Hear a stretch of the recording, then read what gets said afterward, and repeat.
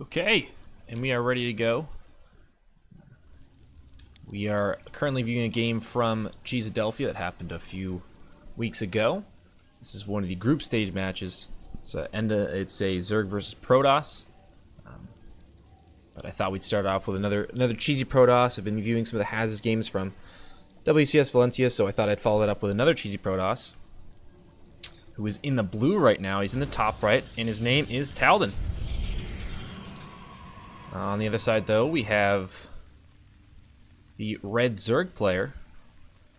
End of the line.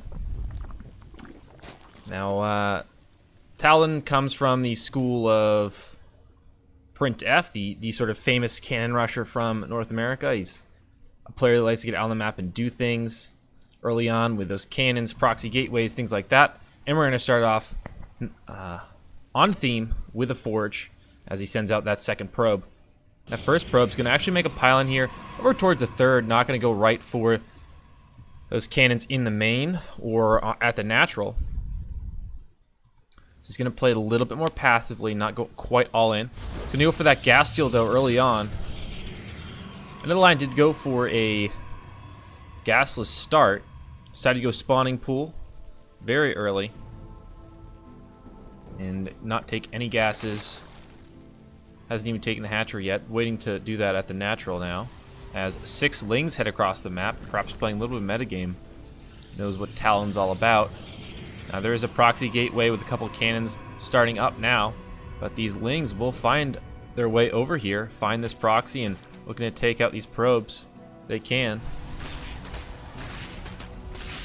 Now the cannon will finish up, should deny all these, and oh, the cancel will not come out, so some minerals lost there for Taldan.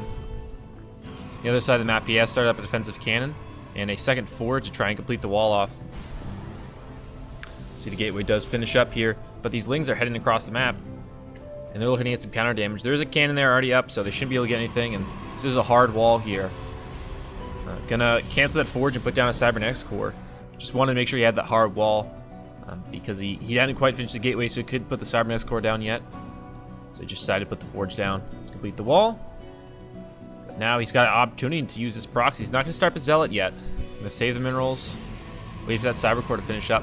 Does have the gas being taken now and some probes going into the gases to get some resources available for him so he can get those stalkers out. Maybe a proxy Stargate, maybe a proxy Robo. We'll see what he goes for, but he certainly set himself up into a situation where he can win this game as the Lings make their way back over here to defend. Now, 3 spine crawlers gonna be started up. 2 more as well, so this is gonna be 5 spine crawlers to try and deny this, and a shield battery from Taldan. Now, end of line does have 2 bases, but he's really only mining off 1, and no gas is taken yet. He's just gonna rely on Lings and Queens to try and defend this, along with the spine crawlers he's got 6 of now. And some more lava popping out. He's probably just gonna make some more Lings, drones, overlords. That's all he's really got access to now. The Adept will shade in, looking to see what's going on over here. Should spot that there's really no tech being started here, not a roach war, nothing to really worry about. It's just spines, Lings, and Queens to defend this push. The Adept will shade back out here as the Queen does find it. Perhaps trying to deny this proof spread. Should get it. Oh, not quite enough. Will not get that creep tumor, which is pretty big. If you can deny that creep, spread onto the low ground, you can set up some more shield batteries down there, and that can be really helpful in the push. It's going to be the proxy Robo as it finishes up, and assume that an Immortal will come out. Now we have a Stalker and an Adept here. Just the 1 cannon shield battery in these 2 units, and that's a lot of spine crawlers coming over here. The cannon will start to work on one of them. Now the Queen taking aggro from the cannon as the Adept and Stalker. Well, I'm not sure if it's going to be enough here. Some more cannons started, but that's a lot of Lings, a lot of spine crawlers, and just 1 shield battery and a cannon here. The Immortal going to come out soon, but it's only halfway done. He's gonna need that Immortal along with some more follow-up cannons, which he started up, but already 1 being taken down, the more pylons being started, but that single cannon has dropped, more cannons being started, but I don't think they're gonna complete fast enough here. The Immortal is here, but he's gonna box itself in now.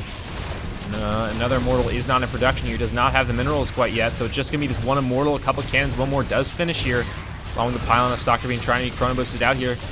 But this seems to be enough. There's so many spine crawlers here just working away at this gateway. More buildings being taken out from Taldan. these Spine Crawlers working their way up. As the creep comes up, they can start burrowing and DPSing down, but this Immortal's getting already low. It's going to be taken out by that Spine Crawler. The second cannon does come up, but it's not going to be enough in the end. End of line does secure the victory in game 1.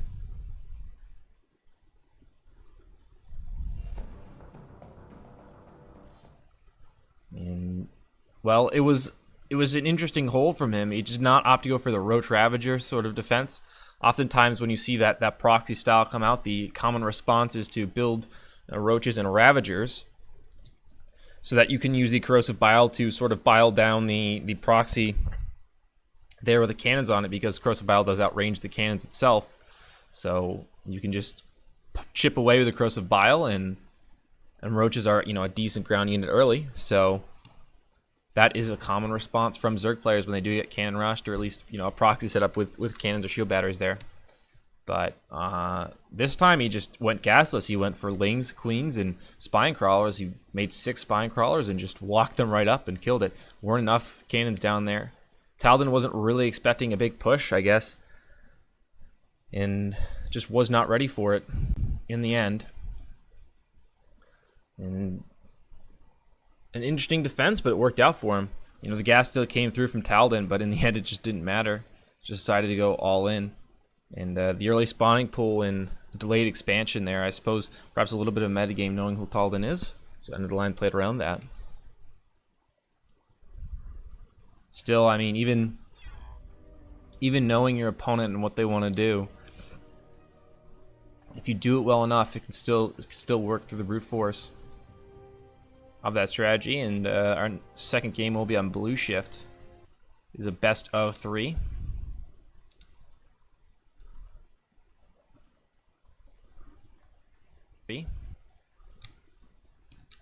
And our second game will be on Blue Shift. And now end of the line is up 1-0 over Taldan. And this is a group stage game from Cheeseadelphia a couple weeks ago. As we load in here for game 2.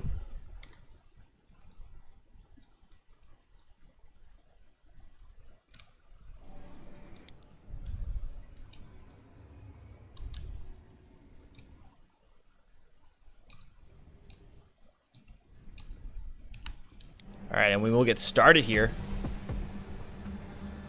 Down 1-0 currently. It's the blue Protoss player. It's Taldan.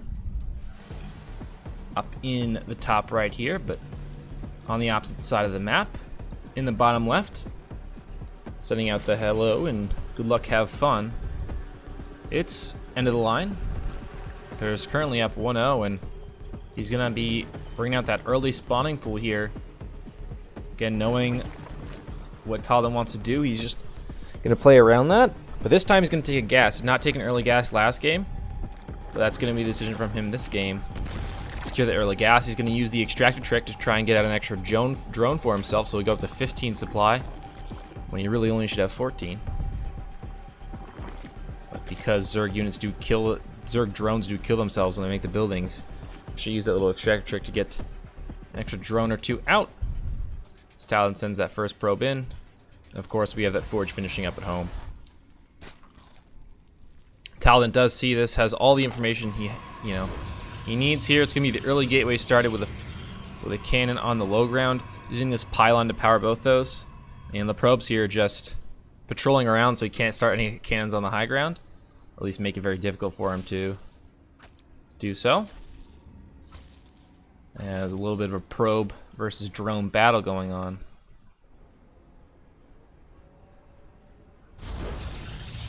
And now the cannon on the high ground is going to be started as the one on the low ground finishes. And now this probe plus the pylon, and it started that photon cannon will get vision of the high ground and deny these Lings from taking down this pylon most likely. It's getting very low here.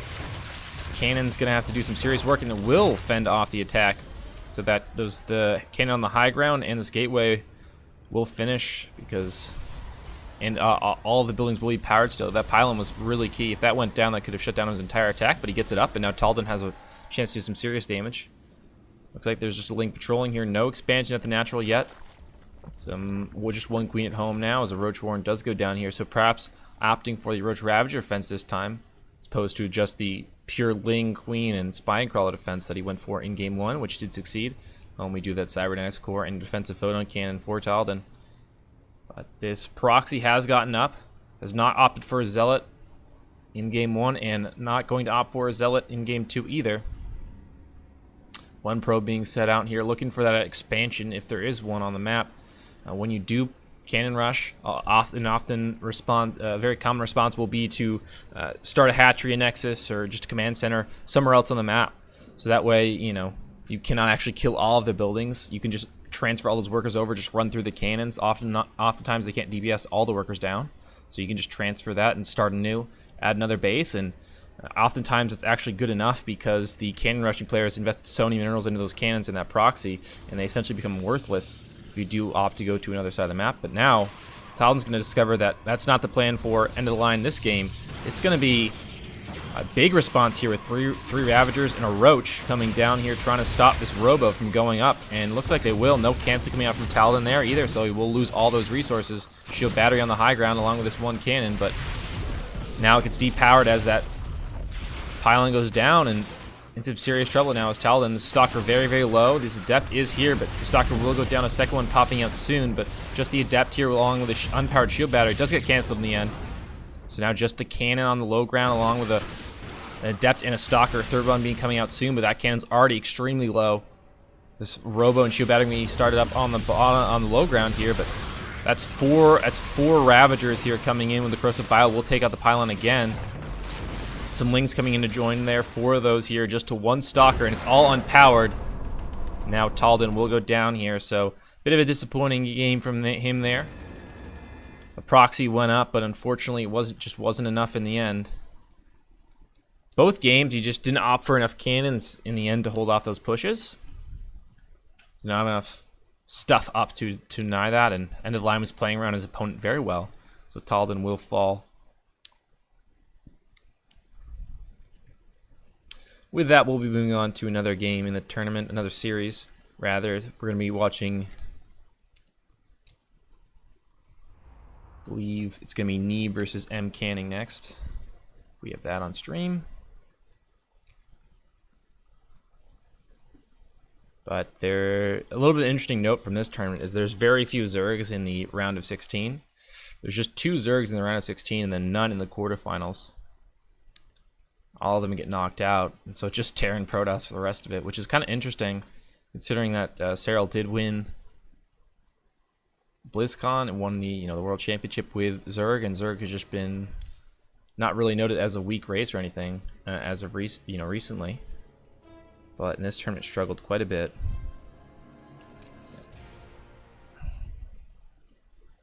They'll be moving on to Knee versus M. Canning. It's going to be Parasite for Game 1. To load in here. All these games took place on an earlier patch, so it takes a little bit longer to load in these games because the way that the game engine runs, you can't view games on a old patch and still be online and stuff. So it just takes a little bit longer you got to restart the client after every replay. It takes a little bit longer, but we'll get in here for Game 1 of Knee versus M. Canning. This is a round of 16 match. It's going to be Protoss v Protoss.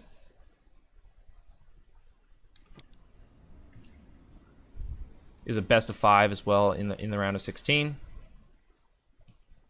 Gonna hop in the game here. As I said, the first game is going to be on Parasite, Protoss v Protoss matchup. But in the blue here, in the bottom right-hand corner, we've got M. Canning,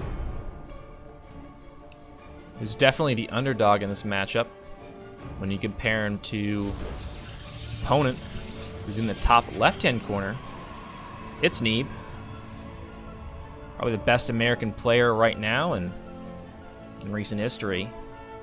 Very good performances, just even internationally he's had good performances. Just a very good player overall, and definitely one of the better players in this tournament. But M. Canning no slouch either.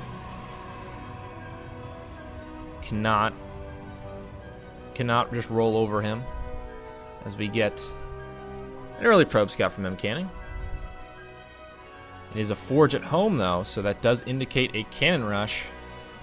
As we see a second probe joining his first one from M-Canning here, so he's going to start a pylon here on the low ground. We've got a probe patrolling from Neeb. Going to put down that second gateway as a standards matchup. You generally go double gateway and then into your cyber core. Gas is taken, but Neeb has not spotted this yet. He is still in the dark here. He's still concerning about his scout. We'll see it now. We'll see everything going down on the low ground. Spotted those photon cannons. M-Canning going to start a pylon on the high ground to give himself vision and perhaps put some cannons down there later, but the probe's being pulled from Neeb. And he should get the cancel on this pylon, but there's still a probe on the high ground from M-Canning. Cancel on the gateway going to come in from Neeb. Zealot is coming out of the other one, though. First gate that was put down. Another probe locked in here is going to use that mineral rock to get out, but will be taking down the end. Still has one probe here on the low ground, so M-Canning still has the option to build some more of those cannons and pylons. So we'll look to...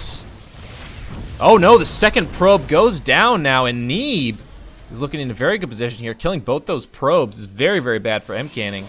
Still has a couple cannons on the low ground, which means Neeb cannot expand or really move out of his base very easily. He can probably walk through with some units and down across, but cannot really expand here yet unless he builds the Nexus in a very weird spot here, as Neeb's probe is looking around on the other side of the map. The gateway is going up at home from M-Canning, but he is seriously behind now.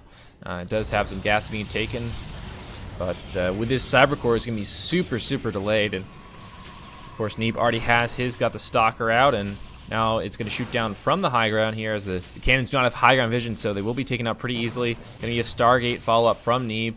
That Zealot takes one cannon shot. Will walk past in the end. Here's the Stalker's going to continue to clear out these cannons, and now M-Canning definitely way, way behind in this game. He's going to start up a Cybernetics core now and add on a second gateway, but again, he's very, very far behind. Could put some cannons to defend here for a while, but you know, eventually the lead Neeb has will just overwhelm him. The cannons won't save him forever. Let's just see one going down at M-Canning's base. It's not a hard wall here. You can still move units out. And another pylon being added here as the cyber core is about to finish up. So now that this cannon rush has been completely shut down, Neeb's going to clear all these pylons out. The cannons are already dead. And start up his natural expansion here. M-Canning still scrambling to put together some resources and some buildings to try and come back in this game here. The Zealot does find its way in, found some damage on these probes already, but hasn't found a kill yet here, as some units being chronoboosted out here for M-Canning to try and deal with the Zealot. Cannon did bruise the Zealot on the way in here, as the Stalker is going to clean the Zealot up eventually. He's just running away for now to his death in the corner. Stargate again from M-Canning to match Neeb's, but Neeb's already has that first Phoenix on the way, as two Stalkers from Neeb do secure this natural expansion. No way M-Canning get through here, but already a Stargate unit on the other side here. It's going to be the Oracle coming in, got quite a bit of damage. 6 probes already killed as it makes its way out here, and the Stalkers in that Sentry just can just shake their head and mourn the death of their little probe friends. So the expansion is coming in from M-Canning, but again, Neeb just ahead because of that cannon rush, as he is with everything here. The Stargate ahead, the Cyber Core, everything. So, and even Warp Gate coming in here as it's about to finish. Only one gate for Neeb right now, so that is something to note here. But he's already got 2 Stalkers, this Oracle, and a Phoenix across the map, trying to take down this natural expansion from M-Canning. And now with the second Phoenix being added here, complete air dominance for Neeb here, as M-Canning does try to bring out some Phoenixes of his own, but this natural expansion has a pretty good chance of going down here. Cancel will not come through from M-Canning. We'll let it complete, and he's just going to call GG there, and Neeb will take game 1. I was thinking, well, maybe you could cancel and try and make a stand here on the high ground. Does have a cannon down already and a couple units, but was not going to be able to climb his way back into that game there. And Neeb, after successfully defending the cannon rush, will take game 1. Once that cannon rush went down, there was just no chance. Oftentimes, you'll see cannon rushers, rally another probe out from their nexus. Once that first one does go down on the high ground, you'll just see them rally another probe out, to try and make sure they have at least one there to, build more stuff and make sure their buildings don't fall. But unfortunately, was not able to do that quick enough, and the second probe went down as well as the first, so there was just nothing there for M Canning to continue the cannon rush with. And with no high ground vision, the cannons were effectively useless against any ranged unit, really. As the stalker came out and took down all those 2 cannons in the pylon. It was still going really well for M Canning there for a second, too. Need did not spot it, did not scout it with the probe. The probe went straight across and just didn't scout any of the buildings. You only saw it when the first cannons went up. Generally, once you get a couple cannons started on the low ground there, it's pretty hard to get over there because the probes have to be pulled and make their way down, and it's pretty hard to kill 2 cannons, before they complete, and killing the pylon's pretty hard. Your opponent can just make more when he still has the probes available. Game 2 here is going to be on Automaton. I believe it will be on Automaton, which is a very interesting map because its layout is unlike most typical StarCraft 2 maps. The main bases are very close together, in terms of as the crow flies or as the warp prism flies, but the actual walking path isn't that close. Certainly closer than many maps, but not super close. But just through the air, it's very close. So with Stargate being sort of the premier tech choice in most Protoss v Protoss matchups, it makes this map sort of brings out that extra strength as well. As we hop into game 2 here, Neeb leading the series 1-0 now, and his opponent, who's looking to crawl back from that game 1 loss after a failed cannon rush, it is going to be M Canning. And on the other side, who's up 1-0, who successfully defended the cannon rush and properly responded, hit straight across the map to try and end the game. It's the Red Protoss, it's Neeb.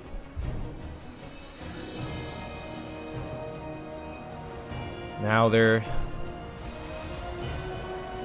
what will the second game choice be from M Canning? It's going to be a gateway. He's not going to try it 2 times in a row. Trying to surprise Neeb in game 1. Just trying to do something uncommon, and from M Canning's point of view, you're playing up against a really good player. If you can throw them off their game, get a free sort of win out there with them sort of laying down their guard. Doing that cannon rush early on. Why not try it? Makes a lot of sense, especially when you're not confident. You're not confident you can beat them in a straight up game. I say straight up in the sense that a straight up macro game. You've got to do something aggressive early, or just do something abnormal and force the game into a unique situation where you might have an advantage over him because you've played that situation more, you've just prepared it. And oftentimes players who are very strong macro players do not deal well with those early all-ins. They're just not used to that sort of thing. They're used to playing the normal structured game. As we're going to get mirrored openings. Just a double gateway. Very standard stuff. In the wall if on the high ground to prevent some future adepts from coming in. Be able to build a pylon or shield battery in that place so you can... That little gap there so that you can deny the adepts from shading up into the main base and killing all your probes right away. So we do have M Canning searching for that first tech choice. It's going to be Stalker and Sentry versus the double Stalker here from M Canning. Similar starts from both of them as we get a pylon in the corner of the base from M Canning. Trying to hide his tech perhaps. It's going to be the Twilight Council from Neeb. And we'll see if M Canning throws anything down right. Nope, he's just going to build 2 more Stalkers, so he's got no resources really to put down tech yet. We'll have in a few minutes. But already sending those Stalkers out, looking for stuff. The probe did get out after its scout. And Neebstalker trying to look for anything cheeky, any cheeky proxies, any lost probes, them cannings. You see the second round of stalkers coming out from M canning, and we really don't have any tech going down from him as the Nexus gets started up from Neeb. So he will be playing a pretty standard game here. 3 stalkers from him, currently at home defending, and Blink on the way. No more units being made out of the gateways yet here as Warp Gate is on the way. Warp Gate being chrono boosted out from M canning, so perhaps looking for an aggressive push here. He's just sitting on those 2 gates right now, and the shield battery going down in his mineral line. Perhaps fearing the Stargate opening and that Oracle that did a lot of damage from last game. Proxy pylon going up from M canning, so this is all setting up to be a really aggressive opening, and perhaps an all-in here. No, we'll go for the expansion, so not going to go completely all-in here, but he's looking for an aggressive push here. He's sending these stalkers out across the map. Warp Gate has completed. He did chrono boosted out, so it's up there a little bit faster. He's going to go ahead and warp in a couple more stalkers here. So 6 stalkers going to be the push here for M canning. As the last one does finish up, and he's going to make his way in. 2 more joining it from the base. So this will be quite a big push here. Blink's still on the way for Neeb. Does not have access to that, and really nothing to defend here right now as they're all in the main base. They're going to try to make their way down to the natural here as one more stalker warps in, but it's going to be pretty much immediately taken down now as Stalker v Stalker battle starts. 1 sentry for Neeb. He's already used that force field energy up though, and nothing left on that sentry now. 1 Stalker very badly bruised for Neeb and 1 badly bruised for M canning. Couple units already fallen on both sides here as some probes make their way to the natural. And M canning is going to continue to work his way down and kill that pylon. Blink going to complete for Neeb in a second here. 10 more seconds of that as 2 more stalkers join M canning's forces, and Neeb starting to push him back. Here's the probes come out. They are pulled and going to draw some fire. Now head back to their mining as Blink is completed for Neeb. He's going to blink away to safety. Another stalker being warped in for Neeb. There's going to be a robo on the way, but that's quite a ways off before it's even finished or before it even gets out any units. Now as more stalkers being warped in for both sides, and M canning got 2 more on the way. Expansion's up for both sides now, and the Immortal coming out for M canning, and the robo not yet completed for Neeb. That Immortal will take a while to walk across the map though. There is a proxy pylon here for Neeb if he wants to try and warp in for a counterattack here, but now M canning is going to pull back, and Neeb Stalker's going to walk out here trying to find this proxy pylon, shut down any more warp-ins. Both players do have their expansions up and running, the robos as well, so no Stargates this game, at least for a little while here as we get a Warp Prism coming out from Neeb and a couple more sentries on the way. Twilight Council will not be starting anything up, so no charge or resonating glaives on the way, just going to sit on the blink with these stalkers as Neeb does head across the map. M canning is supply blocked here though, as that proxy pylon was taken down here. Another one will complete here. Now Neeb looking for some aggression of his own with Blink here. He's got some options. If he can get a stalker up onto the high ground, he can blink in with the rest of them. As the Warp Prism does make its way out from Neeb here, this hallucination can be taken down before he can even get across the map. Even worker count here, and the supplies slightly favor M canning. Neeb still poking around here. There's an Immortal available for M canning. And the Warp Prism going to come in here from Neeb. So he's got some reinforcements and potential warp in.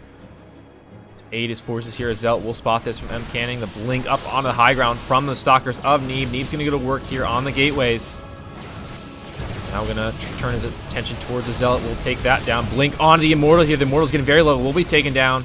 And now M canning has no way back into his own base here. No blink available.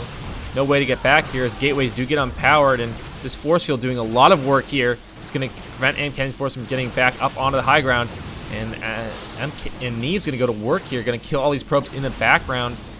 The recall is going to come in here to get the forces from the low ground back up on the high ground, and then a blink back from Neeb, and he's going to get about most of his forces out, but the Warp Prism is taken down here, and a couple Stalkers and Sentries going to go down as well, so M canning with a decent hold. And the rest of these Stalkers should blink out. Yep. So most of them get to safety from that sort of main force, but many units didn't go down. The Warp Prism did go down from Neeb, and Canning is in a little bit of a rough spot here. He needs to repower this forge and these gateways. But his army does have a slight advantage here. However, the worker lead does belong to Neeb here, 46 to 40, as we get a bunch of gateways being added on here. Charge going to complete for Neeb in a second. And another Immortal on the way. We'll see even more gateways going to be completed in the main base. These stalkers from Neeb still looking around, searching for any potential damage. But with this Immortal here and only 6 stalkers, it really shouldn't happen. Barrier does get proc there, though, so that is something to note. Charge is started from Canning here, but it's going to be significantly behind Neeb's.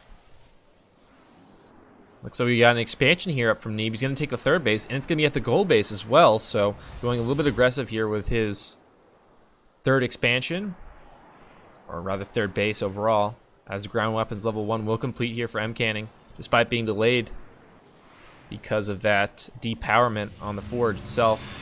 Gonna be some Archons being warped in here. Triple Immortal here along with some Stalkers and some Sentries.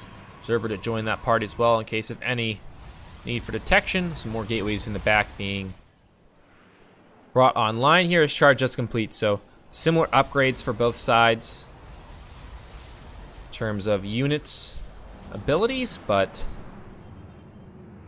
a lot of units here for Canning. It's going to be difficult for this push to work, but Neeb's going to go for it anyway. He is up 1 base right now, and a gold base at that, so that's really scary here as Neeb is supply blocked.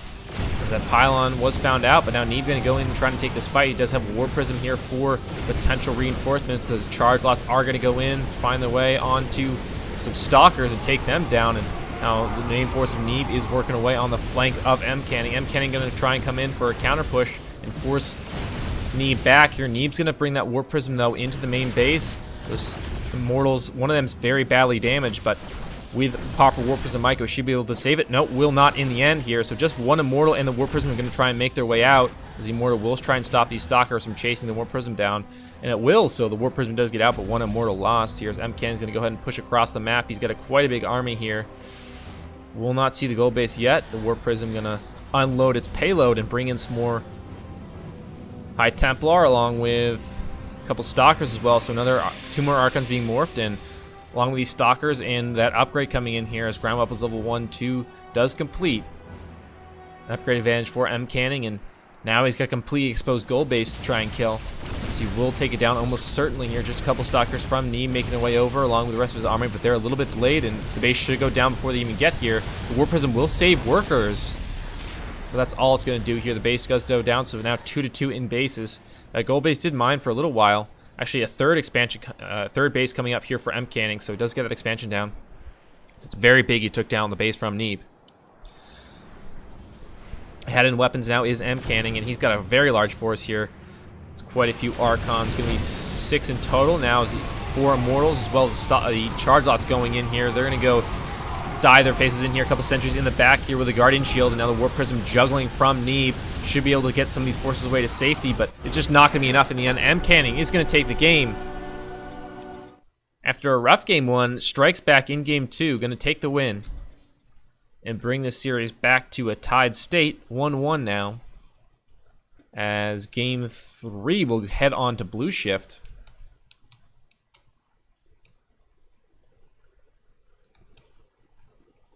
Got a new map in Automaton, but gonna head back to Blue Shift here for game 3. The push, that original push from Canning didn't get a lot done, just killed a pylon and a few units. But overall, didn't get a ton done. Kind of delayed his expansion a little bit for it, and I was looking rather bad for him. But with Neeb, with that push with the Stalkers, the blinking onto the high ground, it didn't go really the way he needed it to actually get an advantage out of that. And after throwing away a lot of units, Neeb just kind of was behind in army for a while, and that kind of spiraled out of control as Canning eventually walked up. He had 6 Archons, 4 Immortals, and then the Guardian Shield to keep them safe, the War Prism to juggle. Like, it was just very hard for Neeb to just DPS down that army with the micro potential and just the raw damage output and tankiness from those units, there was just really no way Neeb could hold that. You know, despite having good, despite good micro, you're not gonna, you know, if your opponent just has the same units but more of them, it's kind of hard to win that, you know, out micro that against you know, up against a really good opponent in M canning. So Neeb's gonna fall in game 2 as we make our way on to blue shift.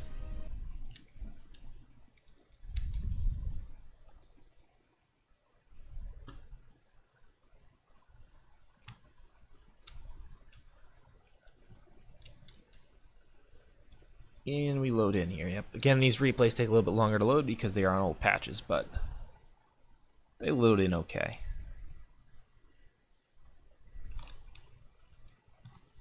We'll get there. It was a smart play from Neeb to try and save those workers on the gold base, but in the end, it really didn't matter. Still some nice micro from him to pick up all those workers, though. Gonna be a tied game here. Tied series, rather, 1-1. Going into game 3 on blue shift. And in the bottom left-hand corner, we've got our blue Protoss player. It's M canning. And on the other side of the map, in the top right-hand corner, it's our red Protoss player. It's Neeb. So we see pylons going down for both players in the normal position on the top of the ramp, so probably gonna get a standard start from them. Yep, no silly cannon rushes here. It's gonna be the gateway for both of them. I've been, you know, playing a lot of cheesy replays, you know, from Protoss players like Haz, like Taldan. I honestly didn't expect a cheesy game 1 from M canning. For him to put down that forge immediately. I was a little bit surprised by that. I even saw the probe scouting, but I was like, he probably just wants to harass him, maybe fool him, you know, bait him into thinking it was a cannon rush, just make Neeb uncomfortable. But in the end, he was just going to cannon rush. So he sort of stayed on theme. Not something I intended, but still funny that it worked out that way. We do have a scout from both players. Neeb's a little bit faster than M canning's, so they will meet in the middle, and they'll spot each other going across.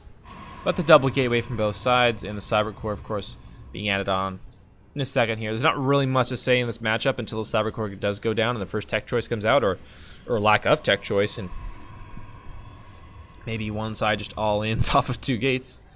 M canning did get very aggressive with his 2 gates. Not an all in, but got very aggressive with them in game 2 and tried to get some damage done. So that is also a possibility. As some fancy micro from Neeb, trying to steal some minerals and deny some mining time from M canning, but nothing too big here as M canning's probe just chilling, saying he's part of the crew. But quickly spotted out, not a hallucination. Neeb knows what's going on. Here as a Stalker and a Sentry going to be choice for Neeb, and the Stalker and Sentry the choice for M canning as well. Another Stalker being added on for M canning, and nothing so far for Neeb. As he does add on a tech building, it's going to be the Stargate. You're just going to sit in these 2 units and start that Stargate. Going to be some more Stalkers here from M canning. No tech buildings going down from him, as he's going to continue to mine, and do this in game 2. Will be the Stargate now, so he just delayed it a little bit in favor of getting more Stalkers out. So Neeb going to prioritize starting up the Stargate, so he'll have his, you know, Stargate units up a little bit sooner than M canning will, but in exchange you get more Stalkers out earlier, as the hallucination is going to come across here, as M canning is going to send a probe up here to activate that tower. And looks like he might get cheeky and proxy something in the corner here, as the hallucination does come in from Neeb. Will be spotted out by these Stalkers, and it'll just head right out of the base. As the expansion is almost done for Neeb, but M canning is very delayed on this. He's been doing this where he builds just more Stalkers out of his gateways and delays his Stargate, delays his expansion. You know, like he did in game 2. But he gets more units out earlier just for the potential damage here as a real Phoenix comes across. Here's the proxy will come out here from M. Canning. We'll see what he puts down. It will be the proxy Twilight Council, which means I think we might get some Dark Templars in our future here. As Warp Gate's going to complete for both sides. This is a little bit delayed, though. The Twilight Council is going to be quite a bit later. Like it wasn't straight into Dark Templars. He made the Stargate, so it's probably going to be a little bit more dangerous actually, because Neeb's going to be under the impression that, oh, he just made a Stargate. He's making pretty standard units. He's not really going to have an idea of like, oh, there's a tech building missing. There's got to be some sort of proxy somewhere I got to worry about. But that does exchange time, essentially, for the ability to sort of mask what you're doing, as the expansion is already up and running for M. Canning, or excuse me, for Neeb, and M. Canning just starting to get workers in there now. So Neeb is a slight economic lead. As you see, he's got extra 400 minerals to work with every minute, but going to be the double Stargate from Neeb. He's going to really try and pump out these Phoenixes, but those aren't great against Dark Templar. One that does get added in here. He's going to proxy the Gateway and the Dark Shrine so that he can get the fast warp in from that Warp Gate. And now the Hallucination going to join the rest of these Phoenixes here as they move in. Just going to try and trick M. Canning a little bit. His Hallucination does get low. And the Phoenix is going to find their way out here. Another one joining them from the base. And the Dark Shrine about to finish up here. So, actually, this might be bad here. If Need does fly this way with the Phoenixes, he could just, like, path them right over there just automatically. But not doing so. Going to continue to hang around the middle of the map here, not moving to the edges. And the Dark Shrine will complete an immediate warping of Dark Templar here. Just 2 right now as they make their way over to Neeb's base. If there's not any detection there, that could be huge. As another Dark Templar gets warped in here. Fleet Beacon going to be the play here from Neeb. Leave and an expansion going up as well for Neeb. He's going to start that 3rd Nexus. And these Dark Templar here in undetected.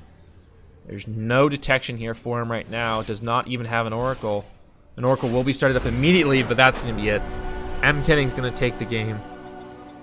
There was no real response there. An Oracle did get started for Neeb until it was too late. Until he saw the Dark Templar in his base. And by that time, too many workers would have been killed. Even if he chrono boosted out, there just was no way the Oracle would get out, tag both of the Dark Templar with the Revelation, and actually be able to, have Neeb be able to respond to that. Once the Dark Templar got in there, it was just over. Didn't really expect that play. Again, the proxy coming out obviously didn't scout it, and then the Stargate, delaying the actual Twilight Council and the Dark Shrine, which seems like a bad idea on paper because you get it out so much slower. But in the end, it kind of makes a little bit of sense because now there's even less of an idea for the opponent. Like there's not even a thought in their head that, oh, there's Dark Templar because I'm missing a tech building. It's like, well, he's probably just making more workers here. As we do get our 4th game's going to be on Port Alexander. Another newer map in the pool.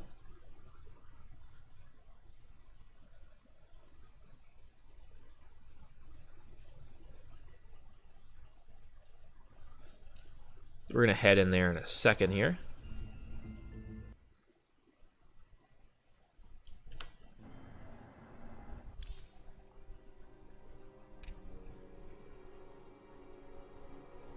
This will be our game 4. M. Canning is up 2-1 over Neeb, which is a little bit of a surprise here, as just Neeb would be considered the favorite. He's generally just one of the stronger players in this tournament here. We got Special on the other side of the bracket as well. But M. Canning, using these more aggressive strategies, doesn't really think he can beat, Neeb in a straight up macro game that goes 15 minutes with both players on, 4 or 5 bases. Like, that's just not really where his strength lies in comparison to Neeb. So, just gonna play these more aggressive strategies. The cannon rushing game 1, ironically, didn't work out, but making more units early on, using the Dark Templar or just pushing early with units has really worked out for M. Canning. So we head into Game 4.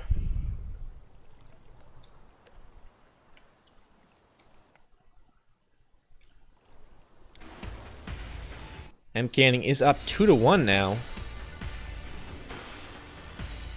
Gonna force Neep on a game point now, which is surprising, but could trip Neep up. Being not expecting to be behind and all of a sudden being behind in a series can really throw a player off. In any sport, any esport. Looks like we're gonna get probably a standard start again, as we have the boring first couple minutes of Protoss v Protoss. Nothing really exciting happens unless someone's cheesing. But that should not be the case for either side here, as they're both just going to make the gateways. No Forge again.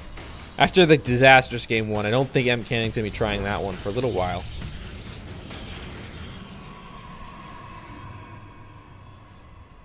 As we do have a gas take and a double gas from M. Canning. And a double gas from Neve, okay. So they're still going to be matching each other here. No divergence quite yet. The second gateways do go down, and the probes being sent out from both sides, and they will meet each other in the middle, most likely. Actually, on this map, do they not? No, they should. Yes, they should. Don't know if there's a weird thing where they don't meet on this map if you rally them out in a certain way, because that can affect the pathing if you do send them out to the right or left. Some maps, you send them out around like a rock or something, and you don't actually see each other. If you decide to scout for proxies as well. But no, gonna meet in the middle. And the gate's gonna be seen, the Cybercore gonna be seen. I don't think that was a secret to either side, but either way, the information gathered. The Cybercore is complete, gonna be Stalker Sentry, Stalker Sentry. So matching each other just like in Game 3, but this is where the divergence comes, the first tech choice. That's really where the matchup starts to actually diverge and get interesting. Of course, that is sort of the theme in most mirror matchups, but even more so in Protoss v Protoss. Like this moment when the Cybercore is made and you're looking for that first tech building, that's when the matchup really changes, because that's where things get crazy. Here, as we do see the Twilight Council going down for both sides again, so they're going to continue to match each other. Nothing crazy going down yet. Last game we did see the Stargate from Neeb and the Stargate from M. Canning, but M. Canning, after the Stargate was made, immediately proxied the Twilight Council into the Dark Shrine, whereas Neeb put down a second Stargate, and that's where we got the crazy divergence and the immediate surrender from Neeb when those Dark Templar came in from M. Canning. He had no detection and no Oracle on the map, decided to go for the Phoenix first. And that hallucinated Phoenix going to go head out on the map here, as the expansion getting underway from both sides. And Blink on the way from Neeb and Blink on the way from M. Canning. So still no divergence. They're continuing to mirror each other pretty much. And this hallucination should be taken out here. Will not. Did see the Twilight Council though. From Neeb's point of view, did see the Twilight Council, but the hallucination will be spotted out from M. Canning as well, as we get a Robo going down from M. Canning, and more taken complete at the same time for both players. No Chrono Boost going to be invested from either side. Blink again on the way, so it's going to be a Stalker war here with sentries as well. Gonna be 3 Stalkers from M. Canning and 3 Stalkers from Neeb, but he's gonna warp in a couple more and another sentry. And it's gonna be Adepts from M. Canning, so he's gonna try and use these Adepts to scout a little bit, see what's going on, maybe get some probe kills, as the workers are gonna move over to the natural. And these Adepts are what we want to keep our eye on for now. Those are the things that are really going to get the damage done. An Observer on the way from that Robo from M. Canning, and the Robo going to finish now for Neeb in a second here. But he's already started that first upgrade from that Forge here, and MKing's going to be behind on that. And that's pretty big in these mirror matchups, especially if you're behind in upgrades. It's really, really bad. So we'll see if a potential attack comes out from MKing before that extra upgrade really comes into play here, as you do get a robotics bay coming in alongside this robo. As hallucination is making its way over, and the adepts do find their way in. They're going to find some probe kills. Already 2 down. And now blink and complete for both sides, and the blink's going to come in from Neeb and take down that adept. The saturation's going to come in from both sides onto that natural. One too many probes there. Oh, going to fix that now as end cannon. And now with this robo bay and all these gateways being added on here, along with the second robo, I would expect an attack to come in at some point as the first 4 upgrade does come in for M-canning. Charge is started up here from Neeb, and a disruptor gonna be the first unit out of that, well, the upgraded robotics facility with that robotics bay, but as a warp, the observer was the actual first unit out of the robotics facility here. It looks like these disruptors are going to hide themselves here as they do. He wants to sort of surprise him with this. So you get some stalkers from Neeb.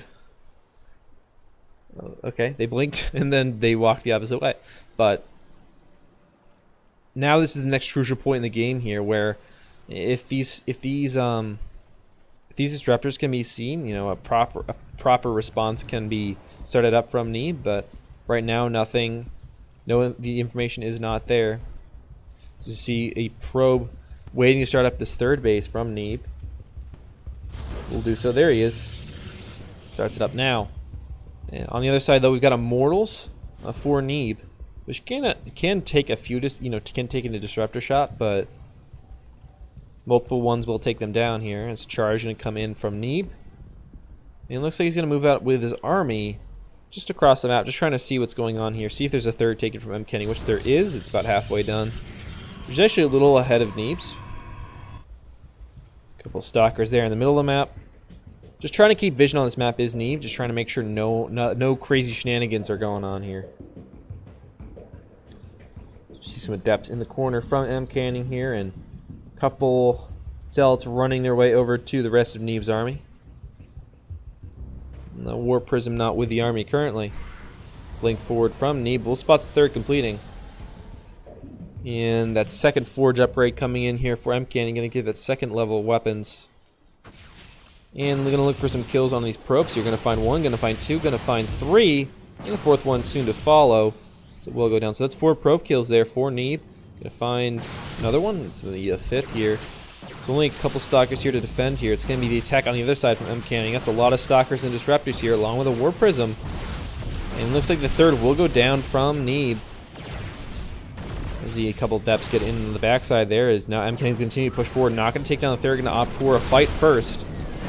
We'll kill a couple stalkers to try and make their way onto the front of the army. On the other side, Neeb is still getting some damage done with those stalkers. But doesn't look like going to be enough here as the attack comes through. The first dropper shot does get quite a few probes. The second one coming in will kill a few more probes and a few units, but not enough. Phoenixes are getting the pickup on the disruptors now. Going to try and take down the War Prism as well here. Neeb continuing to push forward, aggressively pushing this army. A blink forward there from M-Canning will take down the Immortal. And now the Adepts do join the fight from the backside here, but the Phoenixes picking up on these disruptors is huge, denying them more shots from them. Last one will go down here, and now the pickups from Neeb coming in have been huge in this fight, and they will clean it up in. And with that, the attack does stop from M-Canning. He's got nothing to follow us up, really. No more units here. Colossus going to be chrono boosted out here. The external thermal lance upgrade going to come in as well, but that's just been started now. And the army supply really tells the tale of that last fight there. Neeb is way, way ahead, and that will be too far ahead there. And that's going to be the game. So Neeb going to pull it back to 2-2. There's a 35-12 in army supply, in army units rather. At the end of that game, Neeb held that attack beautifully. Those disruptors, they were a clever idea to hide them and try and surprise Neeb with them, but as soon as he saw them, pulled the workers, tried to go in for the all-in defense there. On the other side, he was getting a lot of damage done with his own stalkers, forced the probes pulled from the natural. He already killed 4 on the way to the 3rd, but getting even more workers killed, and then there's just no follow-up from Canning there. Once that attack failed, he was pretty much he wasn't entirely all in on it, but he was pretty much an all in there. As our last game of the series, the 5th and final game will be on Kairos Junction. Another new map. We're getting 3 new maps in this series, a couple from the old pool as well, but the final game will be on a newer map. And it will be the Sunday game as well. So, Game 5 on Kairos.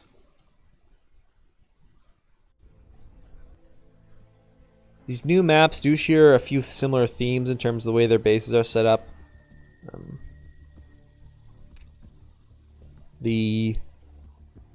Obviously the main to the natural is obviously high ground, like almost all maps, and on these couple new maps that they do share the similar theme of the natural being on the high ground as opposed to the third bases. The 2 potential third bases are both like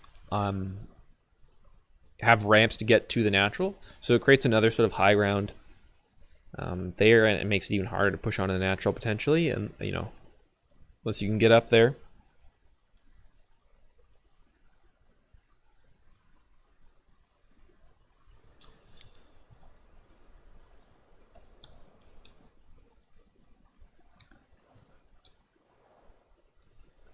And now we've got our final game, or Game 5, our deciding game here. This round of 16 from Cheeseadelphia. Should be a good one here. We've got 2 Protoss players who both have had some success in the past.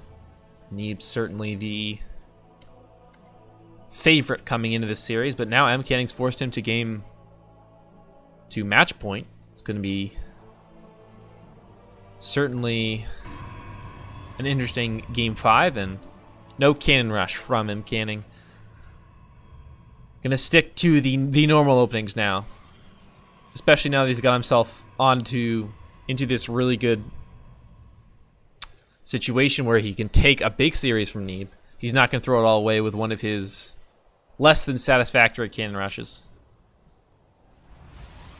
But he's going to start a proxy pylon. This could just be to confuse Neeb and bait him into something, as it's the gateway at home. No forge available.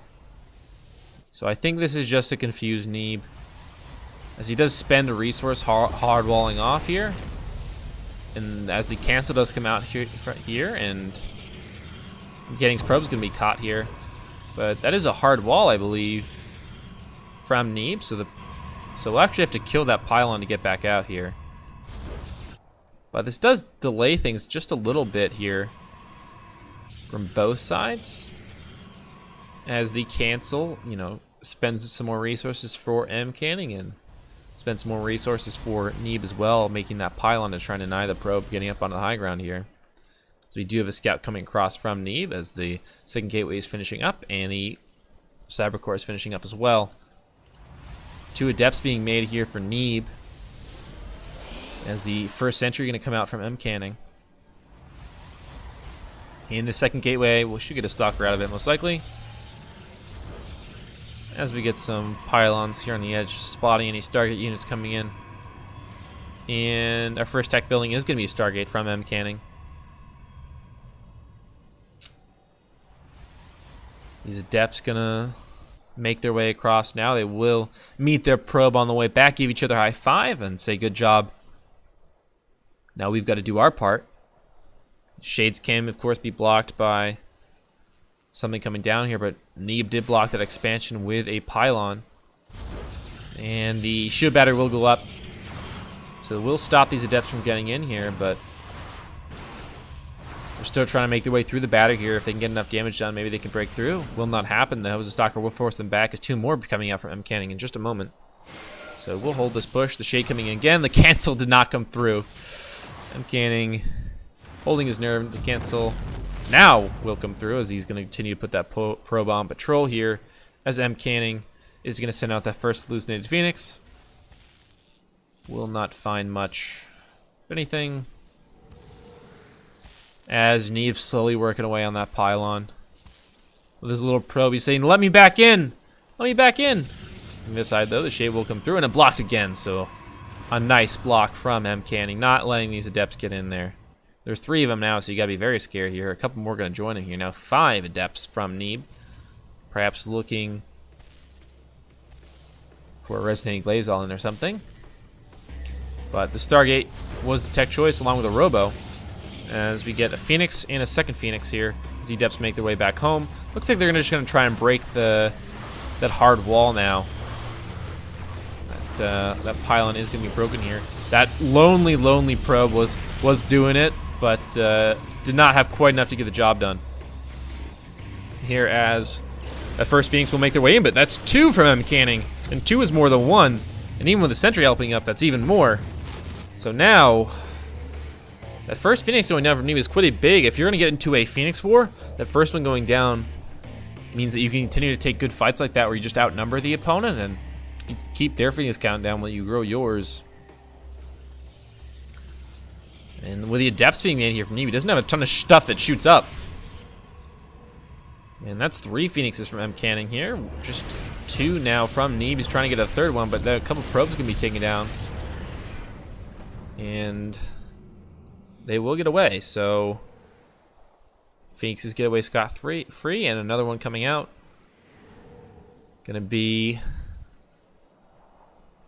just a couple more simulators and pylons going down in the low ground from M. Canning, but Neeb's already got his expansion up and running, whereas M. Canning is sort of waiting on his. So he's ahead in Phoenixes, but his economy is a little behind. He's going to find another probe and make their way out. Just a couple Stalkers here, and now a 2 Phoenix lead here for M. Canning.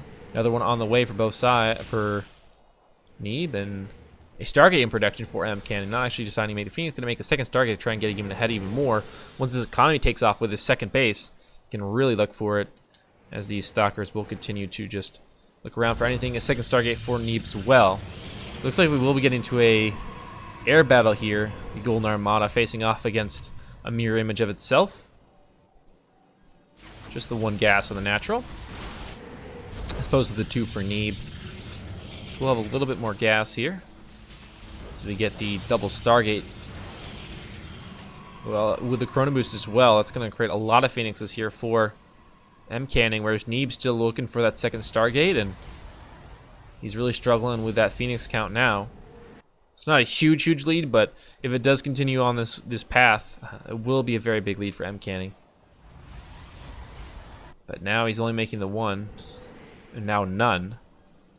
So he invested in that second Stargate and just isn't constantly making Phoenixes. So it's a little bit of a strange decision here. Maybe he's just trying to stay even workers here. He's down 4 right now, Neeb. Very good about probing up, and has done so in this game. Staying a little bit ahead. Does cost him 2 army units, but does get you ahead for those later game situations. And these Phoenixes looking to go in here. A couple Stalkers, and those patrolling Phoenixes going to push those Phoenixes from M. Canning away, as they're going to try and look for another angle in this main base here. They're going to group up and head back out. The Stalkers continuing to push them back here. We got a Adept from M. Canning just spawning out that flank here. It's going to be quite a few units actually coming in from M. Canning. A bunch of ground ones coming in as well. These Stalkers, Sentry, and Adepts, along with all these Phoenixes. Lots of Phoenixes on both sides, though. They're firing on each other.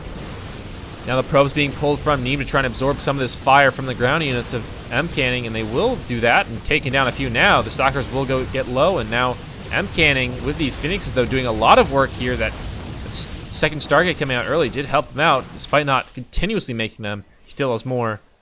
The Stalkers will force some of those Phoenixes away, but 3 probe kills and quite a few army units from Neeb killed here, 16 to 20. And the worker lead now gained for M. Canning. It's going to be a 36 to 45 worker score now. This double Stargate will continue to produce Phoenixes. So he's now consistently doing it. Now that he's got his economy in order, he says, all right, I can continue to build Phoenixes. Either player starting up a third, though, and shade in here from M. Canning. They will be followed closely, though, by the army of Neeb there. And the cancel will come through Just trying to get vision, see what's going on here as the Phoenixes make their way across the map again. Pylon on the edge will spot this one out, though. Might not be a quick enough response, though. The Phoenixes will come in, find one probe, find a second, find a third. One Phoenix will be picked off, though. In exchange, though, 4 probes now is total. So the worker lead going to be retained from M. Canning and even extended a little bit here as the Stalker's going to be picked up by these Phoenixes. Will be dropped right back down, though. Will not find the kill in the end. There's a probe waiting to start the third here.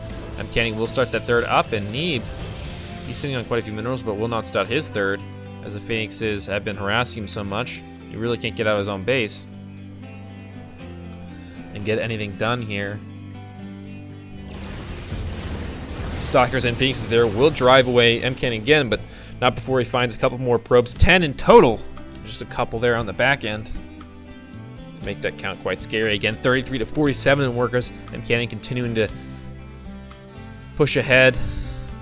Neeb's going to push out with his own Phoenixes, though, and he's going to spot this third momentarily. He will take down this probe almost certainly if he finds it. It's a lone probe. It's not a match for all those Phoenixes. And they will find the probes here. We'll get quite a few kills in the end. It's going to be 5, going to be 6 is the total there, but now M. Canning knows. Going to end up recalling all these Phoenixes, though. Does not want them to be caught out by M. Canning's. So M. Canning will head back across the map there after gaining that edge here. But now, Stalkers will join in the fight, and these Phoenixes will be forced out again, and the range upgrade coming in from M. Canning. Help out those Phoenixes, the Impulse crystals.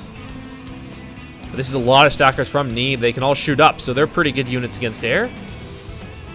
There's a couple sheer bads at the front here for M. Canning. He's got a bunch of Phoenixes, but not a ton of ground units. He's going to have to hold this one. The Warp Prism is here to warp in more units, but the Stalker's already taken a lot of damage here. Canning's count is quite big for M. Canning, but will he be able to hold now? Some more Adepts making their way down, but the pickups are good. He's already picking up a lot of units. That cannon does finish here for M. Canning. That will be quite a lot of damage here. All these Stalkers that he picked up. So many going down. Just a few Phoenixes left for Neeb. His attack has to work out for him, otherwise he's just going to lose. He's down a base right now. And now the Phoenix count is unclear. They're all grouped up, but it's not going to be enough. M. Canning will win in the end and take the series as well. It was very, very close there. All the Phoenixes from M. Canning were just grouped up, but he had so many, he was just instantly destroying anything he picked up, and you will take the series in the end.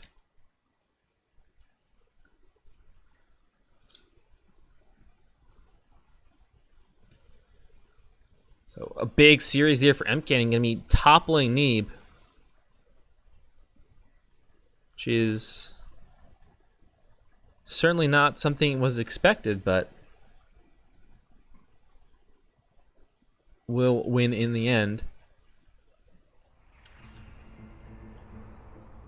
And quite a series it was. After a failed cannon rush of game 1, you thought it was all over. Neeb was just going to roll right over him, but M. Canning stuck with it, and he prevails in the end.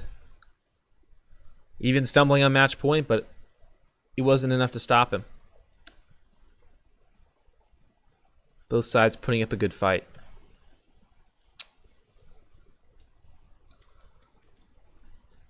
And we're getting another series here from Cheeseadelphia momentarily. We load in again.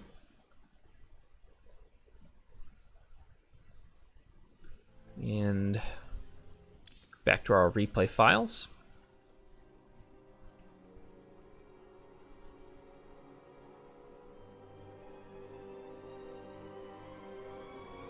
All right.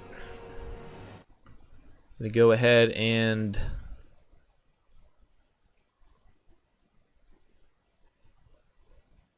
watch the Future versus Tesla match from the round of 16. Our first map is going to be Cerulean Fall. I'm going to load it into that one here.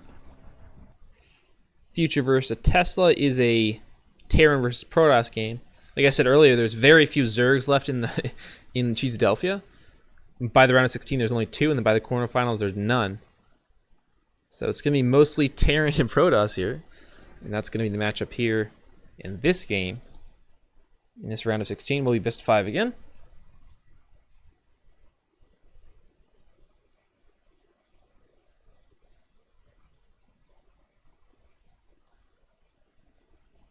Let's be loaded in here for our first game. This is on the opposite side of the bracket from Neeb and M Cannings. Literally the opposite side. Completely opposites, but the winners of these matches won't meet until the finals. That does happen. Here we go. Here we go. We will get started with game 1 on Cerulean Fall. And in the bottom left-hand corner, in the blue, the Terran player, an American, it's Future. In the top right-hand corner, well, he's American too, but he's a Protoss player. It's Tesla. Now, obviously, this isn't a boring PvP, so we're actually going to have some unique stuff going on here as Future sends out a early SEV. Is he going to fake a proxy? Or I'm not even sure if you would consider this a proxy, to be honest, because it's closer to your main than it is your opponent's. But I suppose the idea here is he's just going to fake the proxy. Keep Tesla on his toes. Give me a double gas take as well, so this would indicate a proxy for sure. For Tesla, if he does send out the scout. But right now he hasn't just opted to. Of course, the gateway coming up. Trying to build in this corner here to wall off any Reapers that do come in. That's going to be about it. And yeah, no scout. Just going to start out the Nexus right away. If this was a proxy, he'd be in trouble, but it's not. So he's fine. And we'll get the Reaper going across here. I guess you could consider this a proxy because it's slightly closer, so that Reaper's going to get there 5 seconds faster, and it's going to make a huge difference. Who knows here? As the orbital does get started up, and the scout will come through from Tesla. A very late one, but he does scout in the end. As the factory is going to go down, along with that second supply depot.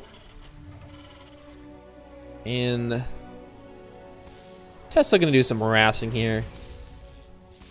Probe on SEV violence. It needs to stop now. The expansion about halfway done now for Tesla. Is this probe going to find its way out? The depot not raised. Well, it's going to find its way out right to its death. The Reaper going to take it down almost immediately after it makes its grand escape here. Stock going to be the first unit out of the gateway for Tesla, as he has not opted for any tech kits yet. Well, he actually did make a Zealot, but the first unit that is actually going to stop a Reaper, I'd say. Give me the Twilight Council now. Some more probes being added on. Some more SCVs from both sides. And looks like we will get a... Well, after the pylon block from Tesla, he's not going to be able to put an add-on right now unless he lifts it off. So he's just going to go ahead and make a single unit out there. Not going to start off the add-on. It's going to be the Hellion to try and take out this pylon. And he's going to say, screw it, I'm going across the map. He's going to start up a tech lab right off this factory after he lifts it up here. Another starport being added, being the next building for Future. And this pylon, well, I guess it's did its job. Forced the lift off. This Hellion comes across. You're going to join its Reaper buddy. Now the Stalker and Zealot going to try and make their way over here and shut down this party. Grenade will bounce the Zealot away here. The Zealots early on with no charge. Just so sad to see them just... It's like they're just jogging at everything. They're just jogging towards the enemy. Just begging. It's like, please stop. Please let me get over there. In the end, though, the factory's going to lift up anyway. To provide that tech lab for the starport, it's going to be Cloak and Raven first. So we're going to start the Cloak and then have the Raven first. And then make the Banshee after that once Cloak is completed. Tech lab will be added on to the factory as well. But will be a Widow Mine coming out first. As that pylon will be taken down by some Marines here. So you got a nice little supply depot in the back of the mineral line. Saving some walking time for your SCVs. I'd say never do that, though. They got to make sure they get their steps. their steps in for the day. You know, you got to know the SCV's got to be healthy, got to have their Fitbits on. Make sure they're keeping those pounds off. I know mechanics sometimes like to grow those bellies, but it's not healthy for you.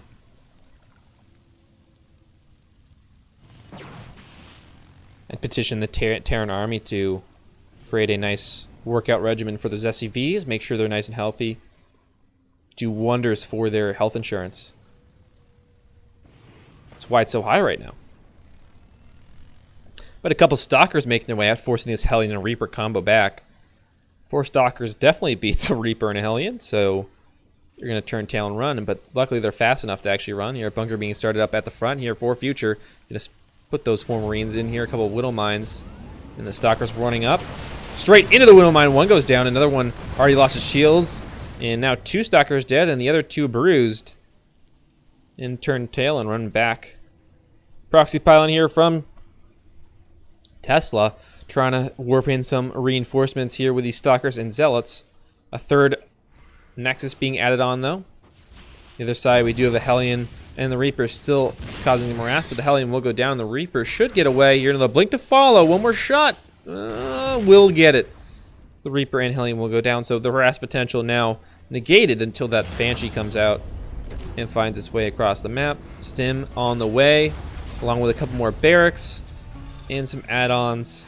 So it looks like to be bio here. That proxy pylon not going to turn out to be much of anything here as the Stalkers continue to wait outside the enemy base here. Tesla just trying to keep tabs on future and what he's doing. And there's a few more waddle in here. The blink going to come out to try and bait out the Widow Mine shot. I think it was a little bit too early though. The Widow Mine shot didn't actually go off, so it won't be revealed, I think. There is a siege tank there though now, and that's going to be pretty tough to run into. Here's another one on the high ground. Combat shield can be added on here along with some Marauders.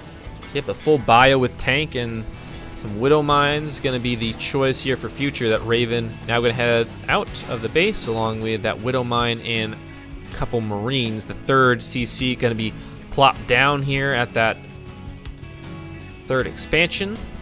Going to be the low ground one, not the high ground one though. A little bit closer, a little bit easier to see, and now Stalker's gonna be forced to blink away here as that siege tank gets to work. Charge will be finished along with Stim Pack, so both sides getting their upgrades for their base units. Here's Tesla's gonna start saturating the 3rd, add on some gases. Combat shield gonna be completed as well here. So now Future has all his really important upgrades for his bio units, and some Dark Templar gonna be warped in here for Future here. He's going to try and make something happen with those. He did warp them in at home, though. So they're going to take a while to get over there. Scan coming out on the main of Tesla. He will spot, I believe he spotted that Dark Shrine, and he will spot the Immortal and War Prism being produced. The Dark Templar are now coming in. Stim came out from Future. The Dark Templar have not been spotted. They will be spotted now with the Raven. And, well, that's a counter I've ever seen one. The Raven going to force these Dark Templar away. Concussive Shell is going to be completed momentarily, and that should mean that the Dark Templar is going to be chased down as these stemmed up Marauders and Marines are charging at him. Nobody's business, and they will go down in the end. And on the other side, the War Prism will go down as well. So that's a pretty disastrous push from Tesla. He tried to get a little cheese out, start, make a play with those Dark Templar, but the Raven was already out on the map.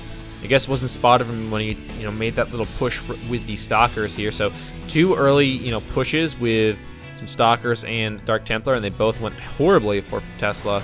Now Future is in a pretty commanding position here. His army supply is way ahead. His worker count is ahead, and the Scan is trying to keep tabs on these Stalkers. Stim forward again.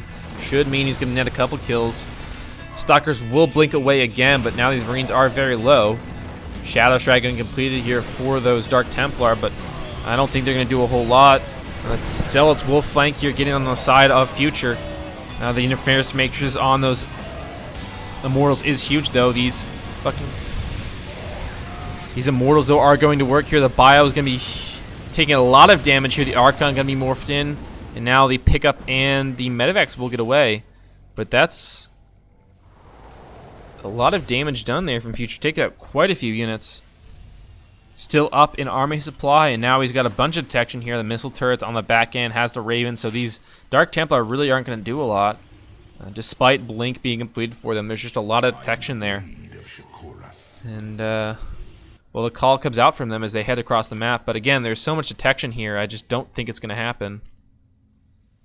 There's just 2 of them as well, so I don't know if anything will get done at all. There's a counterattack on the other side, though, with a couple other Dark Templar. They will find some damage and draw some forces away. But the scan's going to come in, the concussive shell to slow them down, and they should not be any way. Final shots will come in. Down they will go. Here, a 4th base being added on for Tesla. These Dark Templar are getting some damage down on the other side here, but not a whole lot. The scan will come through, and they will certainly go down here. Terran is not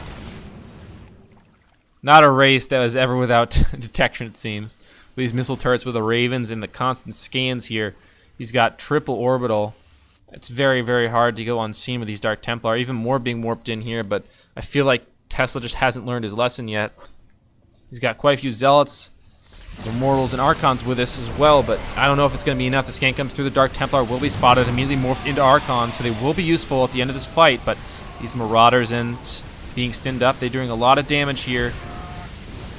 They will be cutted away, the pickup from the medevacs, and that quick boost out, they will get away to safety, but these Dark Templar have been invested in quite heavily and just really haven't gotten a lot done. On the backside, though, Tesla has been macking up quite a bit. He's a base ahead, and his income is pretty good here, significantly up on future in terms of mineral income as well as gas income. His army, he does have quite a few less army units though, but that is made up by the quality of his units. So the game is pretty even now, as Future hasn't really punished the mistakes from Tesla all that well, as another robo is going to be added on here. He's just defended really well and shut down any aggressive tactics from Tesla here, as we get a little bit of a awkward situation for these Zealots here as they try to run through the Bio Army, but they will be caught out here as the 2nd tier upgrades for the Terran player will come in, the armor and weapons. Now they're going to try and make a play onto this 4th base here. There are some units here, the Archons and Immortals trying to get in there, but already some probes going down. The Colossus on the high ground. Another one will be joining it shortly, but this 4th base will fall along with all those structures there. Ground armor level 1 going to be completed for Tesla now, so he's got some upgrades of his own, but he's an upgrade behind Future right now, and these probes will die in the end. That's quite a few probes. It's going to be 24 is the final tally. 24 probes, though. That's quite a number. The scan will come into the main base. Another Colossus being made in the main. Extended Lance's upgrade is coming in as well, but all these buildings going down the gateways. The Robo will die as well. That Colossus will not get out.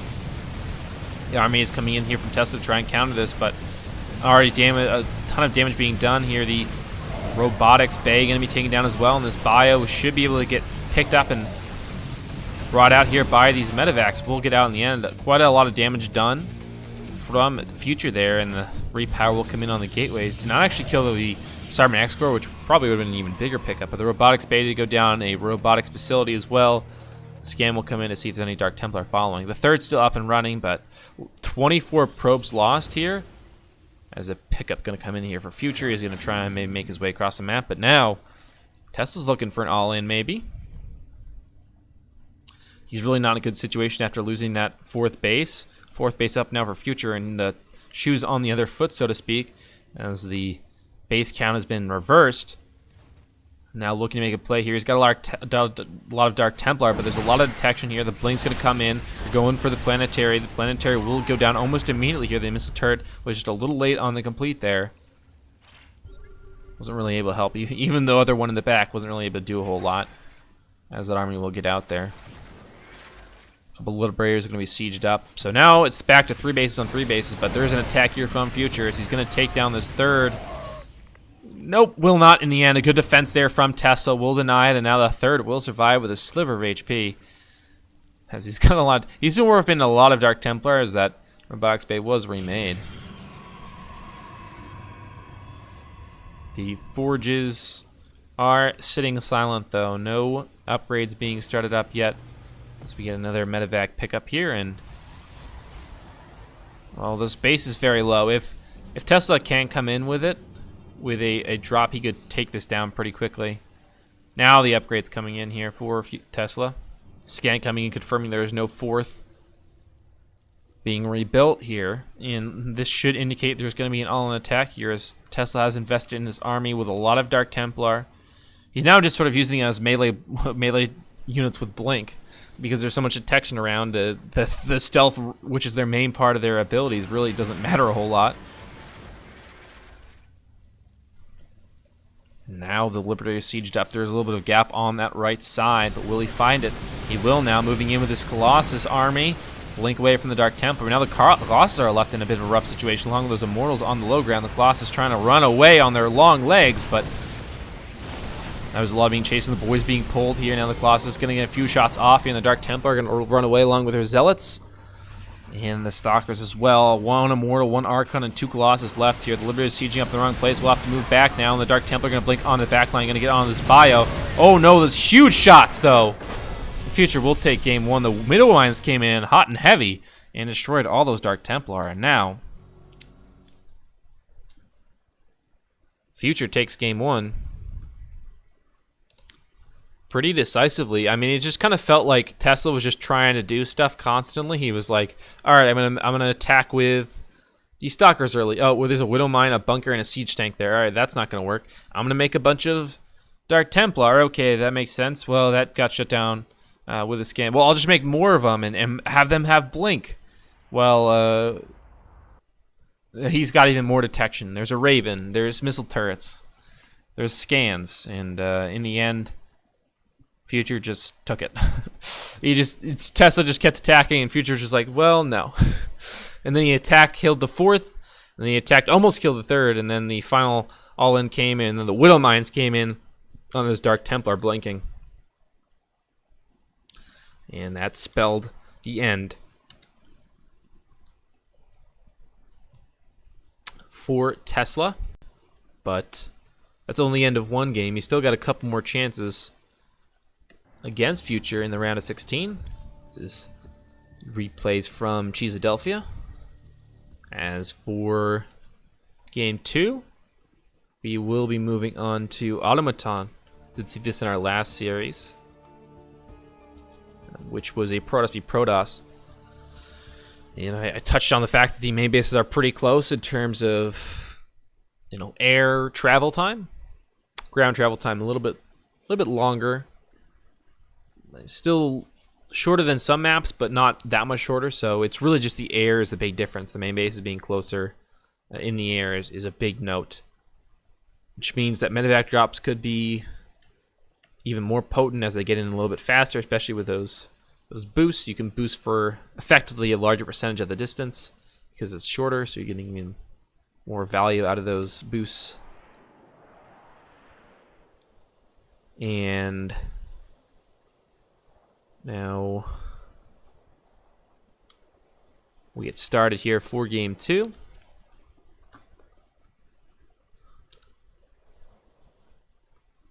On Automaton, should be interesting to see this map as we get an early SCV going out here from Future. Could indicate a proxy, especially going to throw out the good luck, have fun as well, which, if you've ever seen a cheeser before, they always try to engage you in conversation so you get distracted. But this could be a proxy barracks. In fact, I'd almost say it's guaranteed to be a proxy barracks. But with just the one SCV being thrown out, it doesn't mean this is a full commitment.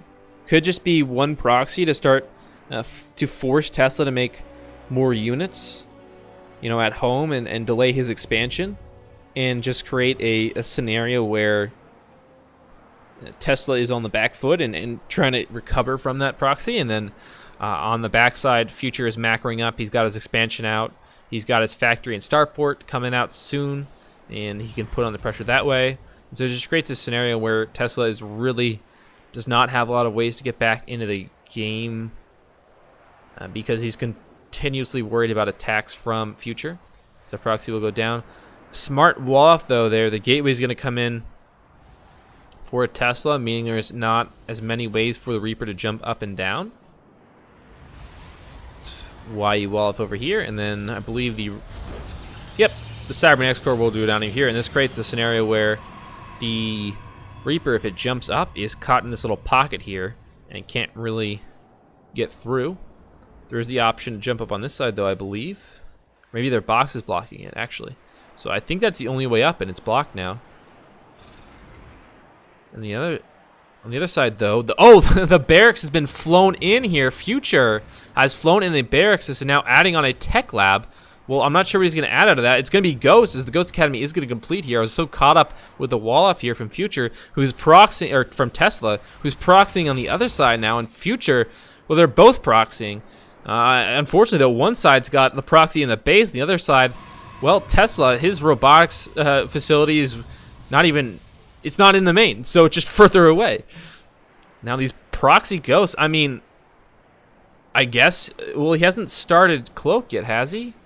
No Cloak's in yet, so it's just going to be the proxy ghost? Perhaps he'll just wait? I'm not sure what he's going to do with this. No, he's just going to head in right away. The ghost coming in now. The EMP comes down. He's going to get 1 probe, 2 probes. Gonna look for another. He's going to get 3rd, 4th, 5th. Will he find the 5th now? He will find the 5th, but the stalker's coming in now. And we'll take out that SCV here. But now the ghost's still getting to work. He's going to find probably a 6th probe. He will find now 9 in total for the ghost here. He decided to supply T, but trying to spot any drops. But the thing he's got to worry about is here this double robotics facility on the other side for Tesla. He's going to cancel 1, though, at the last second and start an Immortal. As this proxy will go down in the end here. The ghost, well, most likely will get out here, but I'm not sure how long it'll survive. There is no cloak available for him. The ghost will get out. We'll put down the EMP and find a couple more probe kills. 2 more are going to go down here as the barracks is going to lift and try and probably head back home, or at least head somewhere else to survive. And now the ghost ran himself into a corner, and down he goes. Now the expansion will be started up here for Future, and a couple Immortals popping out here for Tesla on the other side. And there's not really a ton of defenses at home. A Cyclone going to come out here, and another 2 more barracks being added on here, and the starport's going to get that upgrade. Going to get that tech lab on the factory as well, but it's just making Widow Mines right now. And the barracks going to fly its way home. Gateway, the warp gate's going to be completed here. No gas being mined from Tesla right now. He's just got 15 probes right now. He's going to try and chrono boost out a few more, but the damage those ghosts did was quite a bit. The scan coming out, not really sure what it's trying to spot, but it saw the probe. Proxy Ghost Academy is still there.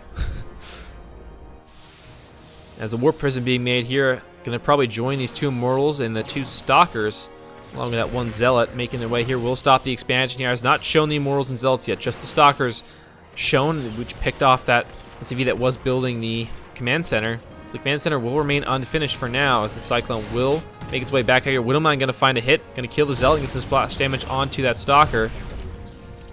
And now Tesla's got a chance to do some real damage here. The Banshee's going to come out here, and just 1 Stalker try and shoot up and kill this Banshee here. Cloak's on the way. We'll finish in just a second, and then he's going to have some real trouble on his hands as Tesla does not make an observer right now. The cancel will come out, so the expansion will be denied, but on the other side, Tesla's not an expansion of his own. The siege tank coming up huge here, denying this push up the ramp here as the SCVs come in to repair the supply depot. A couple SCVs wandering their way down the ramp, and one of them's going to be taken down here.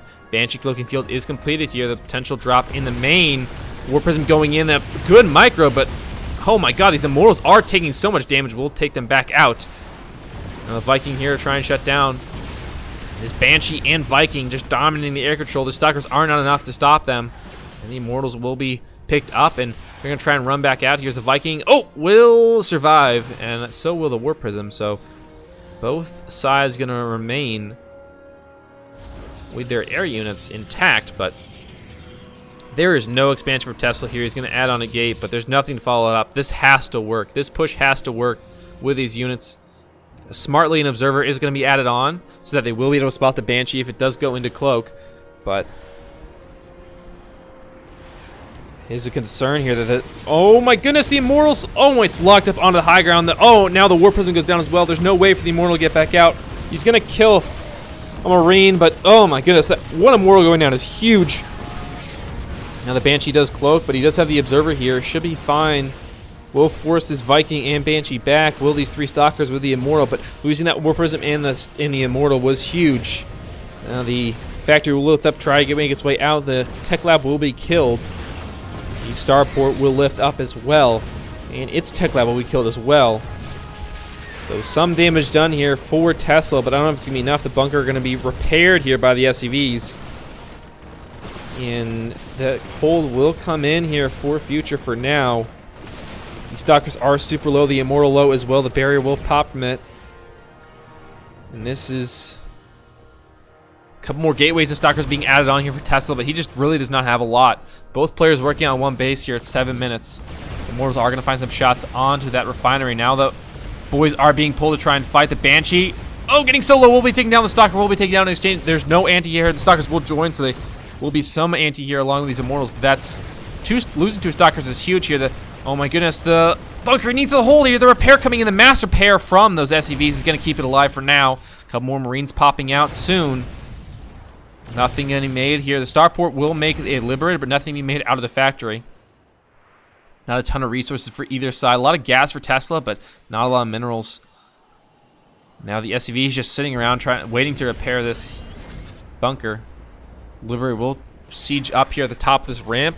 Will be spotted by the observer. No detection for Future besides a scan. Doesn't want to invest that into killing the observer just yet. Oh no, the warp prism, the second one coming out here, and he's going to try and lift all his units up past the liberator here and warp in some more. This is not spotted yet. Now Future will spot this. The Marine's going to force to run away. 2 go down. A third, and now the liberator going to siege up in the right place, but it's already getting taken so low. The stalkers need to kill it. They will take it down here. 2 immortals, 4 stalkers, and a sentry trying to win the game here for Tesla. The siege tank is not sieged up. It's forced to run away. Will go down. No SCVs to repair that. The bunker is still firing the way, though. Another warp in. 2 more stalkers going to join here for Tesla. Future, he could hold here. There's so many SCVs. The boys being pulled. The Marines firing. No workers right now. He's investing everything into this hold. 2 immortals, and now Tesla will take game 2. With that war prism, he's going to be able to pretty much infinitely juggle those immortals, despite losing a war prism and an immortal earlier on in a pretty careless fashion.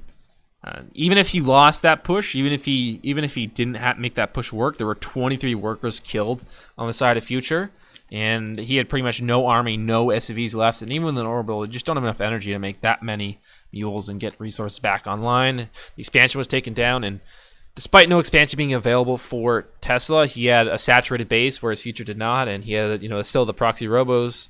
Like there was no way Future was coming back in that game. The proxy ghost worked out perfectly. Like that's exactly how you want it to go. The problem was there was a proxy on the other side of the map, and Future invested so many resources into actually killing probes on the other side of the map that he didn't actually have the resources back home to defend his probes from dying and his expansion from going down. If there hadn't been a counterattack, if there hadn't been a proxy there, I think that Future would have taken that game. But because there was a proxy, and he invested all that resources on the other side of the map, and Tesla was still able to get his immortals out and all his units across the map and shutting down that proxy ghost, Tesla was able to take it. Game number 3 will be on Port. Okay, Port Alexander will be game number 3 here.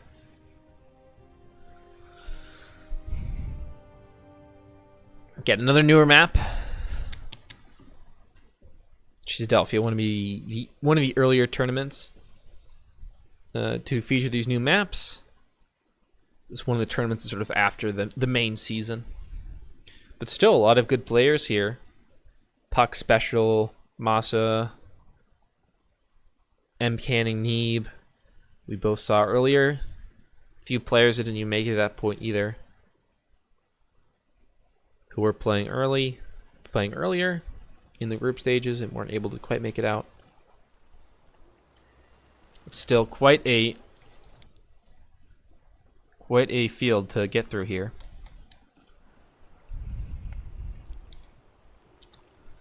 Series now will be tied up 1-1. And now going into Port Alexander with a tied up series. Future will be still be throwing out that good luck, have fun, as opposed to Tesla's good luck. Not sure what that says about each player, but at least for now, Future will not be proxying like he did in Game 2. Proxy Ghost, a cheeky little build, but it did find quite a bit of damage. And standard openings from both sides for now. The barracks going up at home. Nothing exciting going on. Weak Terrans build in the main, they say, but Future is only weak some of the time. The rest of the time, he builds proxy ghosts in his opponent's main base. Not sure if that makes up for all the times he builds in his main, but at least makes up for some of it. As this, after seeing the proxy ghost in Game 2, Tesla's pretty intent on finding if there's a proxy. So we'll send that probe out to scout. As just one gas being taken here for Future. I'm going to build a Marine here and start that orbital. So not going for the Reaper early, a little interesting.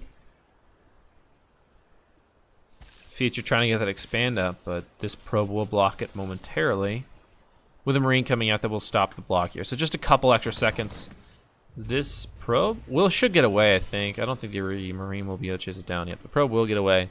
On the other side, though, Tesla has started up his expansion. Gonna add a pylon onto the front here. Severed core on the way as well. Again, standard openings from both sides. I can't really complain because we got a proxy Robo and a proxy Ghost in Game 2. Like, I think everyone just needs to calm down now. Another barracks being added on. Oh, 3 barracks here now for Future. Well, this is interesting. The reactor is going to be on the first barracks. See what's next add-ons are. It's just 1 gas, so perhaps looking for a pretty aggressive bio push here. On the other side, though, we do have a proxy. Probably going to be proxy Stargate. It will be a proxy Stargate here for Tesla. So he's going to try and get aggressive. Probably get a couple Stargate students in the back there. Probably an Oracle and then follow it up with some Phoenixes. Assume maybe just make a bunch of Oracles and try and get a ton of worker damage done. Shield battery going down at the front here for Tesla. Proxy Stargate about halfway done here as the expansion does come online here. The orbital going to be started immediately here for Future. He's going to have a bunch of Marines here at the front. And some more Marines being added on here. So it will be the Tech Lab, along with a couple more Marines being added on. It's going to be the Stim upgrade first, as you would expect here, but there's really not a lot behind this. It's just a bunch of barracks with Stim and a bunch of Marines here, as the army is going to be added. The engineering bay is going to be there, and the first upgrade coming out here. So this looks to be a timing push for Future. It's going to be a pretty much all in here. He doesn't have expansion up, but there's no factory. There is no starport. There is nothing here. Another tech lab's going to be added on here, so it's going to be 2 barracks with tech labs and 1 with a reactor. Perhaps Marauder is going to be the choice. Here as we get a Oracle in the back line here. Going to find some SCVs kills. A couple already gone down. We'll find another. And will it go down in the end here? The Marines will not find the Oracle. On the other side, the Marines are pushing forward. And if Future can find a lot of damage here, this could mean that the proxy Stargate was not a good option. The Oracle did find some damage, but this is a lot of Marines and basically nothing at home. There's a shield battery, but these probes are in a real bad shape here. Stalker going to be warped in here. The shield battery is going to keep it alive for a little bit longer, as the Stalkers from the main base are going to come down. These Marines are going forward, finding a lot of damage here. The shield battery keeping everything alive for a little bit longer, though, and the probe's going to join in the fight, kill these Marines. That should shut down this push here. 1 more alive. That will kill it in the end. So a good hold there from Tesla. It's a little dicey. Did not make any of that Stargate right now. The Oracle did find some damage. The missile turret's going up, though. 5 probes killed in the end. And Stim's going to be online here soon. Future pushed a little bit early. He didn't have Stim there for that attack, which is pretty big to note. Will be combat shield here. So no Marauders being made out of these tech labs quite yet. Here, a couple SCVs going down here as we have that Oracle coming back in from earlier. Running out of energy now. Infantry weapons level 1 will be completed, along with stim and combat shield almost done here, and a ton of Marines. It's just barracks, a factory being added on now, but it's pretty late, and he's pretty much all in with his bio push. I think he's going to look for another timing now with stim, and once combat shield's done, which should be done now soon. He hasn't started up another upgrade on his engineering bay, so I think he's just going to go all in with another bio push. He's got a Marauder now. He's got a couple more on the way, and a scan comes in, and the Marines will shut that down. Still, again, the Stargate not really make anything else. He invested a lot into the proxy Stargate, I feel like, but really just made the one Oracle pretty much. Now, really concerned about getting stuff down at home. One upgrade coming in here for Tesla. And he's got some Colossus on the way as well. His Standard Lance is going to be added on. But he's got a lot at the front here. A couple Immortals. Or at least a single Immortal, a couple Stalkers. A couple Zealots and a Sentry here. The shield battery's still there, though, which could be pretty big in this push. Again, this Colossus coming out soon, and that Colossus could do a lot of work. So we get the units killed quite a bit in favor of Future right now, but the hallucination will come in, hit across here. Once he sees it's just barracks here, he should expect a push at some point. A third being added on though, so this is kind of a strange build here from Future. Now he's adding the starport. I guess he was just looking for that one timing push. He's adding on some more barracks now. There's definitely gonna be bio with medevacs and siege tanks, I'd assume. So you get a reactor, actually give me a reactor, so it could be siege tank, it could be widow mines here, as this hallucination is going to find some stuff going on. Sees all these barracks, definitely going to raise some concerns here for Tesla and the potential of a push. Endotherm Land's going to complete though, and once you have a couple of Colossi in that back line there, sweeping away with those lasers, it's pretty tough here. The Oracle will go down, ooh. Tags the army though. Ground weapons level 1 will complete here for Tesla. And the other side still making Marauder, still making some medevacs here. And nothing out of this factory right now. I guess he was just making that reactor for the starports. So he's pretty much completely committed to this bio push. Or this bio army composition. He really isn't making anything out of the factory. Really isn't. Is just using the starports to make medevacs. So it's pretty much all about the bio. This one drop will be set up here. He's going to unload though again. Blank's completed now, so these Stalkers will have some mobility along with these Colossi in the background, and cancels will come in here. He's going to lift up that orbital, and these medevacs will head across the map. The other side though, Tesla is pushing. He's going to find that refinery. Knows there's an orbital there, but it's going to lift up for the time being here.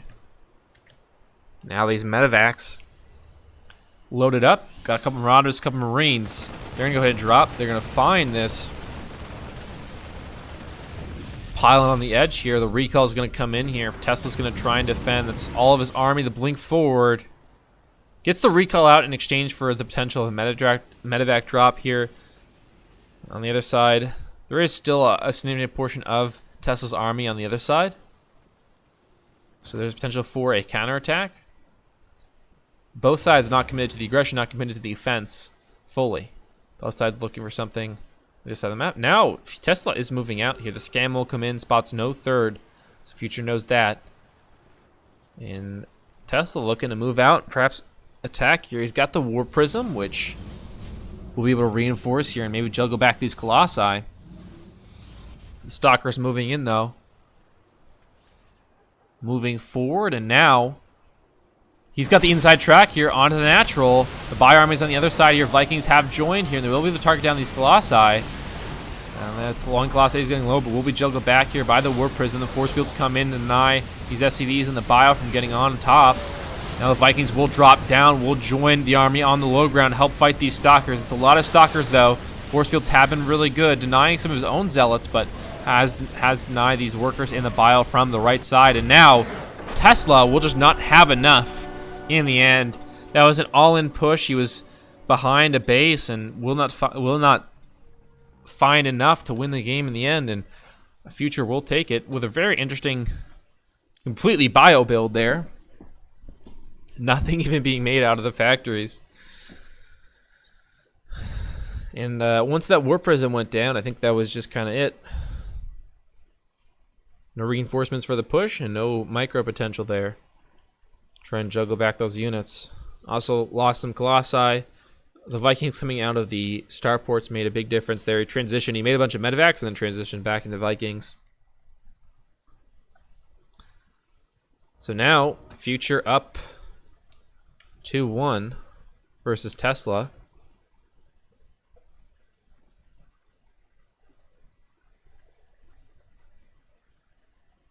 Or excuse me, the other way around. Tesla will be up 2-1 on Future.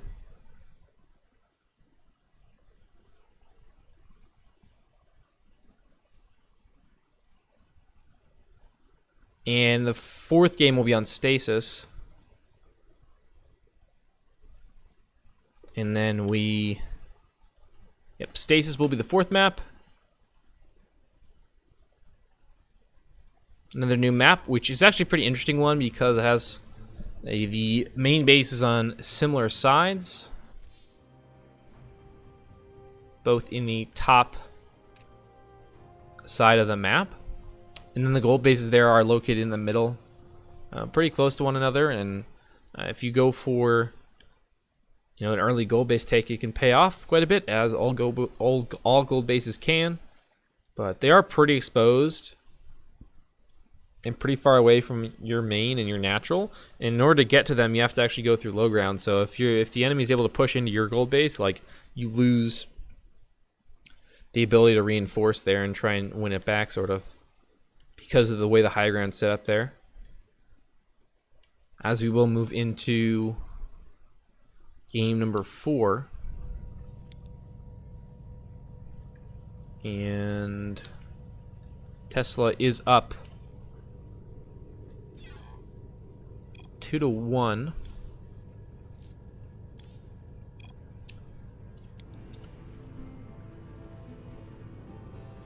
But looking to strike back here on Stasis. And the good luck, have fun. Now Tesla following up with the good luck, have fun, and not just the good luck. So some mind games going on here. Very, very relevant to the game. Good luck, have fun, and good luck are very different things. Anyone will tell you that. Yeah, there's a little star shape thrown out from Future. Nice little treat for us. The supply depot looks like it's in the wrong position, but I'm pretty sure it's walling off there. As we got Tesla there in the red on the top left-hand side, as he's going to send out that probe again to spot for proxies. But the barracks in the main, don't worry about it, dude. Don't you worry about it. He's still trying, though, this probe. This probe is not convinced. He's fed up with these proxies. He's not convinced there isn't one. The Future's going to build in the main. Maybe a weak Terran, but maybe a smart Terran.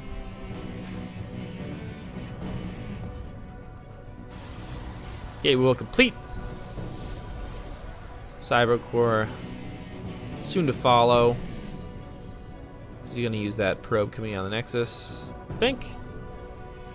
It isn't quite enough minerals. There it goes. There it is. There's the Cybercore and the Reaper. He actually went for a Marine first last time, Future, but now going to go back to the Reaper. And it's going to be Reaper Fast Expand for Future. Put that one down right at the natural. Not going to be grading Cake Gold Base. The Probe will come in and spot this. So Tesla knows exactly what's going on. Both players know the build.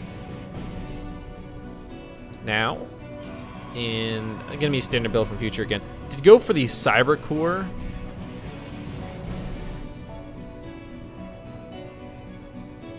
Here in the main base, but it's not actually blocking off anything really. Like usually you'll have the piling go down here near the mineral line and try and wall off so that the Reaper actually can't run around the mineral line. Make it a lot more difficult for the Reaper to run around, but that's actually not really walling off anything. I mean, it walls off slightly, but the Reaper can still run around that. There's still a gap there. Usually you want to block that off. But it doesn't, it's not really a big deal. It could just be he thinks this wall is fine because it still forces the Reaper into one direction. Speaking of the Reaper, though, we'll pick up a probe kill. One down.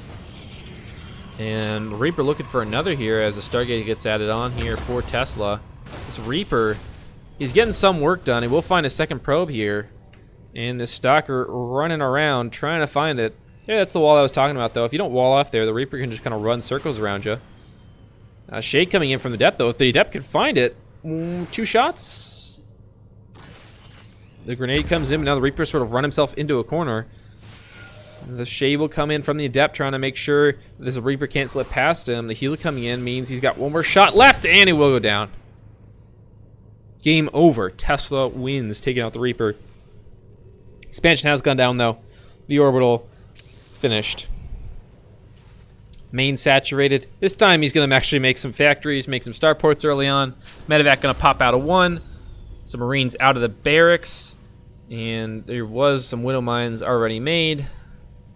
But no add-ons really yet. Future just opting to go for some units right away. Goes early on. Speaking of units right away, Marines are going to push back this Stalker and Adept who haven't run around. So focused on the build that we missed a little bit here as the Marine will get healed up. The Medevac going to pick it up. Nice micro there, but 1 Marine will go down. The Adept will go down in exchange, though. And now with Warp Gate completed, Tesla can maybe look for some reinforcements. Going to recall out, though.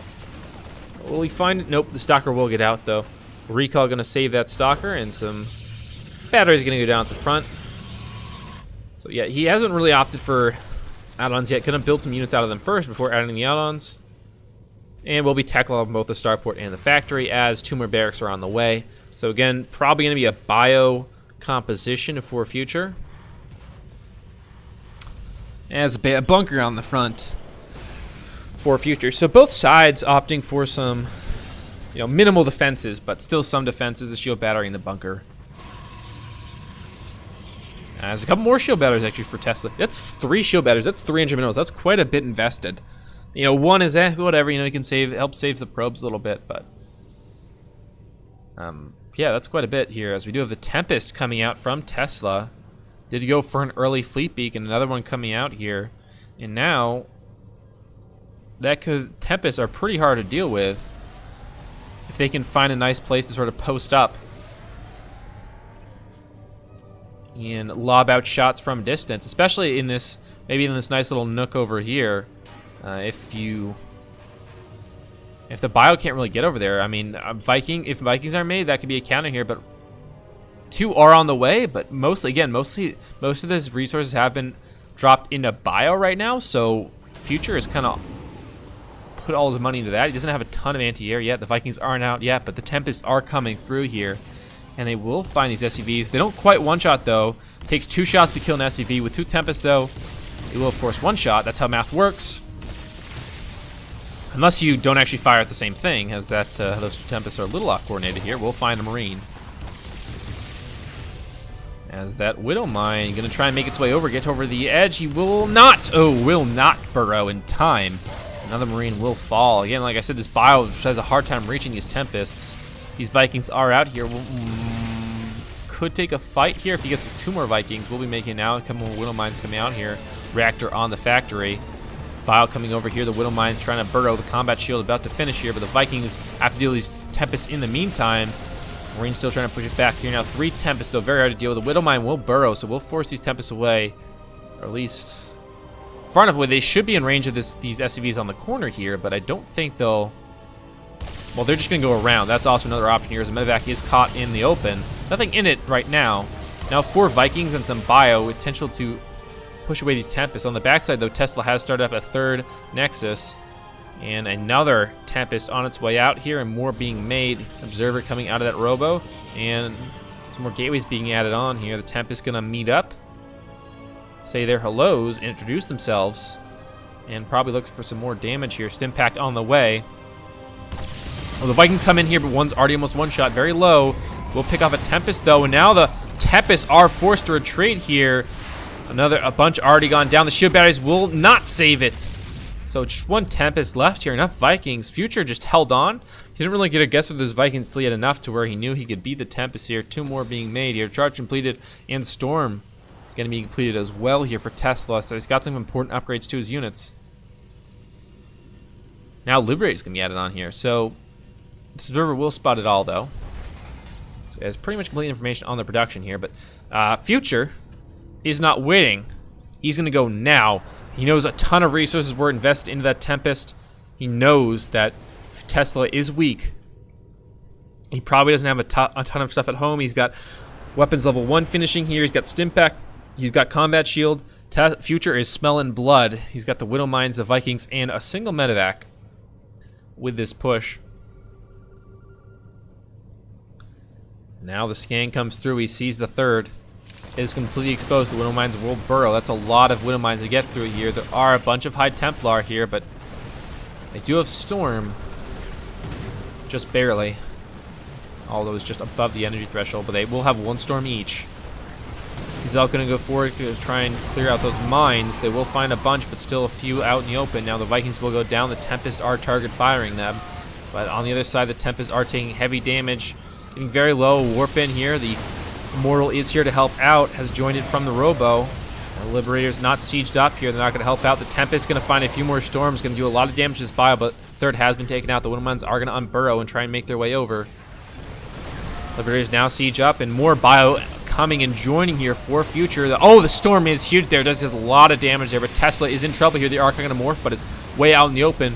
Will die here, and now this second Archon will fall as well. We'll get the morph off, but will die immediately after here. This bio is all very, very bruised up, all very low, but taking out these Stalkers. Now just a couple Zealots here trying to hold with this Stalker. The shield battery out of energy at the front. More Warpins here. It's going to be some High Templar. 1 Archon going to be made here. A couple more Warpins here. But this is the last line of defense here. The probes are coming out. Going to join their buddies on the natural. Everything very, very low for future here, but he's still got a lot here. 3 Liberators and a couple of Viking, a Medevac, and 4 of those Marauders with a Dream. They're going to try and make their way into the main here. The Archons and the Stalker are going to try and kill these Liberators, but the Marauders going to work here. They do kill 1 pylon, trying to get the second pylon to depower all these gateways, and if they do, this will mean this defense from Tesla is very, very, has basically no reinforcements. This is very, very all in on the units he does have right now. The last Warpin will come in here, but the rest of the gateways are unpowered. The Vikings and Liberators, though, are doing a ton of work, and future will take game number 4, tying the series up 2-2.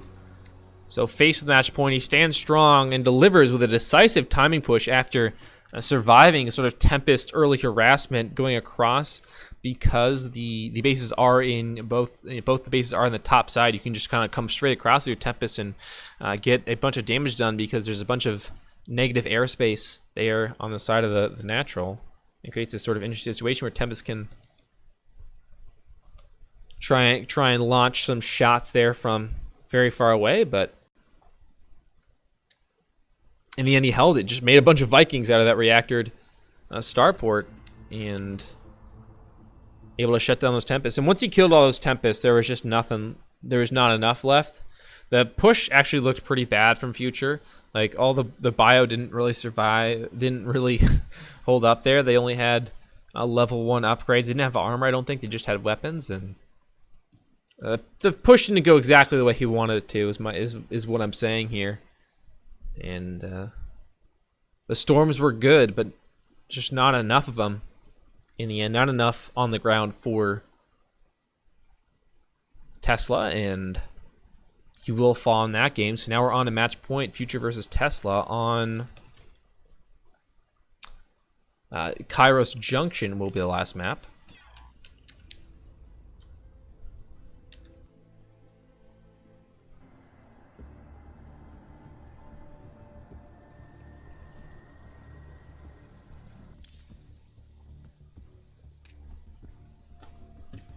And Future has been a very heavy bio player so far. In this series we've watched him, he's gone for very much bio focused compositions with some Vikings on top is sort of generally what he's done in these last couple games anyway. I'm not really sure I can count the Proxy Ghost game. That was just so wonky and weird. I don't really know what to make of that one, but that's been mostly his focus, is just bio-based compositions, as opposed to being more of a mech-oriented player, especially with the Cyclone changes and things like that. People have been sort of more focused on the mech a little bit. but he's sticking with a bio. That's what he wants to. That's what he's going for most of the time. Seems to be Future's sort of wheelhouse.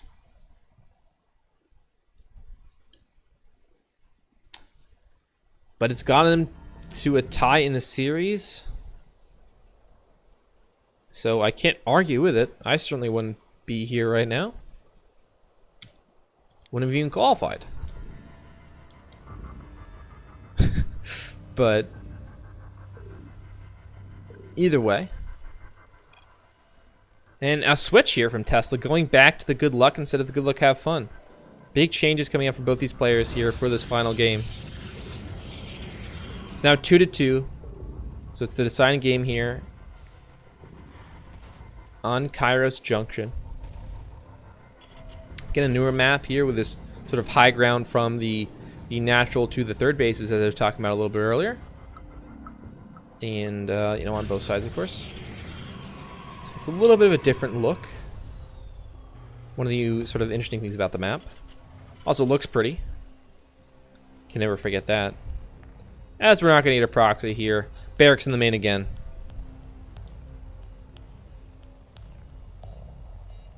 Disappointing us again.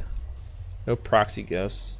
And a continued scout from Tesla. He's just saying, I'm not going to chance it. I'm going to send the early scout out. I'm not gonna chance that he's doing something crazy like a proxy ghost again. So I'm just gonna scout it. Did not scout the right hand side, the sort of upper side from the main. Did scout down below, which is sort of the more likely place. If you're gonna go for a proxy ghost, you'd obviously want to put it down here somewhere and float it in if you're actually gonna do that. Which apparently Future is capable of doing, and he's willing to do. Here's it's going to be the Reaper again early. And the block of me denied here by this SFE being pulled by Future. He's going to send it back now. After being blocked in earlier games, he's just going to say, all right, I'll pull the SFE. Because I'm not going to wait for that Reaper to be made, and I'm not like, you know, if you make a Marine, it comes out a little bit sooner, so you can bring that out and deny the probe. But with the Reaper being made, it's going to come out so much later that you're going to deny the expansion by quite a bit. So you just pull the SCV and force the probe away here as we get a Zealot running across the map right now. As a Reaper from Future makes his way around. He's spotting for some proxies of his own. Seeing if there's any crazy going on. And there was a proxy robo earlier on in the series here. Tesla, he's spotting proxies as well. Both sides just checking things out, but both sides playing things standard here as the expansions for both sides are pretty normally timed. As the Reaper's going to head back home. And he's going to miss the Zealot. As the Zealot makes his way in here. Tesla just sent that Zealot all the way across. He will snipe the SCV too. And now the expansion delayed. Actually going to damage it now as well. The stock are going to join. Tesla is going pretty aggressive here. The supply depots will be raised. Now the Reaper on the low ground fighting it out. But this expansion has been delayed quite a bit. And now, you know, a worker not able to be brought down yet. He's going to have to push this Zealot and Stalker away before he can finish that. What am I going to come out and try and burrow itself? It's just running circles around the enemy units right now. Now it burrows. The Reaper on the other side will make its way back into the main base on the high ground now. We'll find the Zealot here. The Stalker still going to work here. Widowmine will bury here. Either side, there is a proxy starboard coming out from Future. So not a proxy ghost, but a proxy starboard in this game. The Zealot, or the Stalker rather, has got this Reaper below, but the Reaper is still dancing around here. The expansion will be completed here. Oh, the SCV. Oh, will be taken out now, and the expansion will not be finished here, which is huge. The longer he can deny this, the better. And he's only invested a Stalker and a Zealot here. He really hasn't invested that much as Tesla. So now Future's found himself in a really bad position here, where he's expansion is way delayed, and Tesla's already got his up and running with 10 workers on it. This proxy starboard could do a lot, though. Will be a Tech Lab follow-up, so probably Banshees here. Probably Cloak Banshees, as the Cloak does get started up on the starport, and the Banshee being made as well. So there's potential for some counter damage, and Future can find a lot of damage with his proxy starboard. There's potential to definitely get himself back into this game here as a Robo, a Twilight Council, and 2 Gateways going to be on their way here for Tesla. 1 Oracle assigned to head out on the map. Banshee about to finish up, but Cloak still a little bit of ways. ways away here. Looks like the Oracle and the Stalkers will head in the Revelation to try and tag this Widow Mine. We'll tag it and we'll take it down here. The Siege Tank, though, on the other side will deny the attack from the Stalkers. Stalker's already a little bit chunked out from that first initial shot. Banshee gonna come out here. He's gonna wait for Cloak and wait for the second Banshee here. So he's gonna go in with 2 from this proxy starport. Just gonna wait on that second one before he goes in here. The Reaper gonna go ahead, look forward here. Spot the Stalkers again. The Oracle gonna try and make its way in here on the other side. As the Banshee cloaking field is about to finish up along with that second Banshee. Once that does, there's potential for some huge damage. And right now, Tesla has his detection on the other side of the map, the Revelation there. Blink's gonna be on coming up for Tesla and an Immortal as well. I don't believe he has an Observer on the map right now, and he's got an Oracle on the way as well. But that's still a ways away from being completed here. No Observer on the map here, as you can see from the Units tab. Now these Banshees gonna try and find their way in here. There's 2 of them, and they both got cloaked here. They one-shot probes. 1 down, 2 down. There's gonna find a lot of damage here. The Observer will come out now. Stalkers make their way back here to try and shut down these Banshees. They are getting very low, but will survive. Trying to make their way over to the natural. The Observer still spots them. Oh, the Shield Battery finishes just in time, and now the Oracle will spot them, tags them, and 1 will go down. 1 Banshee survives, but that's a proxy starport, and they didn't get a ton done. The Banshee, 2 more Banshees are going to be made here. And, well, 7 probes killed, so it's still quite a bit gained. But the starport was proxied and invested in that. Blink's going to finish up here for Tesla soon. So pretty even footing for both sides here, as Tesla did deny that. Oh, now they blink in here on the tanks. 1 goes down. A second one soon to follow here. The Immortal firing away along with all these Stalkers. Did find the way, killed all the tanks. 1 more rallying out now. But the Bio going to push away the rest of the army from Tesla. Starport going to make its way home, as we do have 2 Observers back in the main base here, as we did have some Banshees on the other side from that proxy starport. And these Banshees, well, I think they're going to go down here. The blink comes through, and Future's attention is elsewhere. Again, the starport's still looking to get out there. The SCVs, well, 2 of them spotting here for a potential attack path here, as that Lonely Tech Lab sits out where that proxy once was. Engineering bays being added on here for Future. Now some Stalkers heading across the map now. Blink forward will kill 1 SCV. The second one running away now. The blink to follow it will kill it. So 2 SCVs. They weren't really doing anything. They were just sitting in the middle of the map, not mining. And there were 2 of them, so I guess it's still a good pickoff, though. And the Siege Tank on the high ground will spot these Stalkers. They will find another SCV. Another one just standing there. I'm not really sure what that one was doing. But either way, it's still 3 SCVs. Can't complain here. Tesla sending out a Warp Prism to join the forces. And some more Immortals being made here. Nothing out of the Stargate right now. Oh, the Stalkers will find that SCV looking to go start up that 3rd base. Looked like. Now the Stalker's going to blink away after finding a couple kills there. On some Marines. Now the Oracle will head across the map here, as we had a SCV looks like to be searching the top corner of the map here.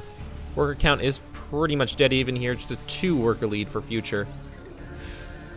It's just surprising considering he had like 4 SCVs around the map just like doing nothing. Just like sitting there.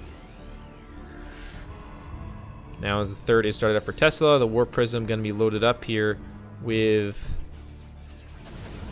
I believe, Dark Templar. And now we have Combat Shield coming in for Future. That's completed. So really power up those Marines. Medevac's going across here, potentially looking for a drop, but he's got to worry about attack of his own here, as the Stalker is sitting outside his base. The Medevac still, though, making their way across. And the pros make their way over to the 3rd here. The Medevac still, though, looking to make their way into the main. On the other side, the Stalker is still sitting there. And the stack defense is still there from Future. He's got the bunker, he's got the missile turret, he's got the siege tank. And now these Marines will be dropped in the main here. A warp in of a Zealot. And the Stalker's there as well. Recall did come through from Tesla to try to deny this push. One Marine will be left behind and taken down. The noble sacrifice from the Marine gained nothing. As a stasis ward is there on the third there, trying to deny that potential take from Future. Stasis ward on the other side as well. Marco will run back home, and Future is moving out here. He's got quite a big army here. He's got 2 tanks, a 3rd tank bringing up the rear, and a bunch of bio here, a couple Widow Mines as well. Still a threatening army though from Tesla, a bunch of Stalkers, Immortals, and some High Templar. Will they find it? Oh, one Zealot goes charging in, but none of his brethren follow up. There's another Stasis Ward added on here by the Oracle from Tesla. Looks like the siege tanks are going to try and go and siege up here. Going to go for an angle near the main base. Once they get vision of the high ground, they can do a lot of damage. On the other side, though, the drop has come in. Marines will be cleaned up, though, towards the natural, though. Looks like this Nexus will be taken down. Psionic Storm is completed. It's a Storm available now for those High Templar. Stasis Ward did catch quite a few Marines, but still the natural will go down. And these siege tanks are going to deny potential reinforcements coming in. This blink forward will take out one siege tank, but there's still 2 available. Now looks like the Templar Archives will go down. That means no more Templar with Storm are going to be available to be made, or even Archons. Looks like is that a recall? Yeah, it's going to recall out to the 3rd base right now. Meanwhile, the boys have been pulled. Future's all in on this attack. This is it for him, pretty much. As the Storm comes through, it hits a lot of the bio. The kite back here from the Immortals.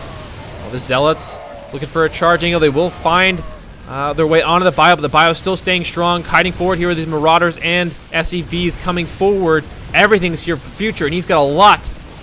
And there's not much left here. Just 10 army units left for Tesla, and his already Nexus. One Nexus has been taken down. A second one soon to follow here. This looks to be the end for him. A huge push from Future, pulling the boys, going to work. That will be the GG called. Future will take the series.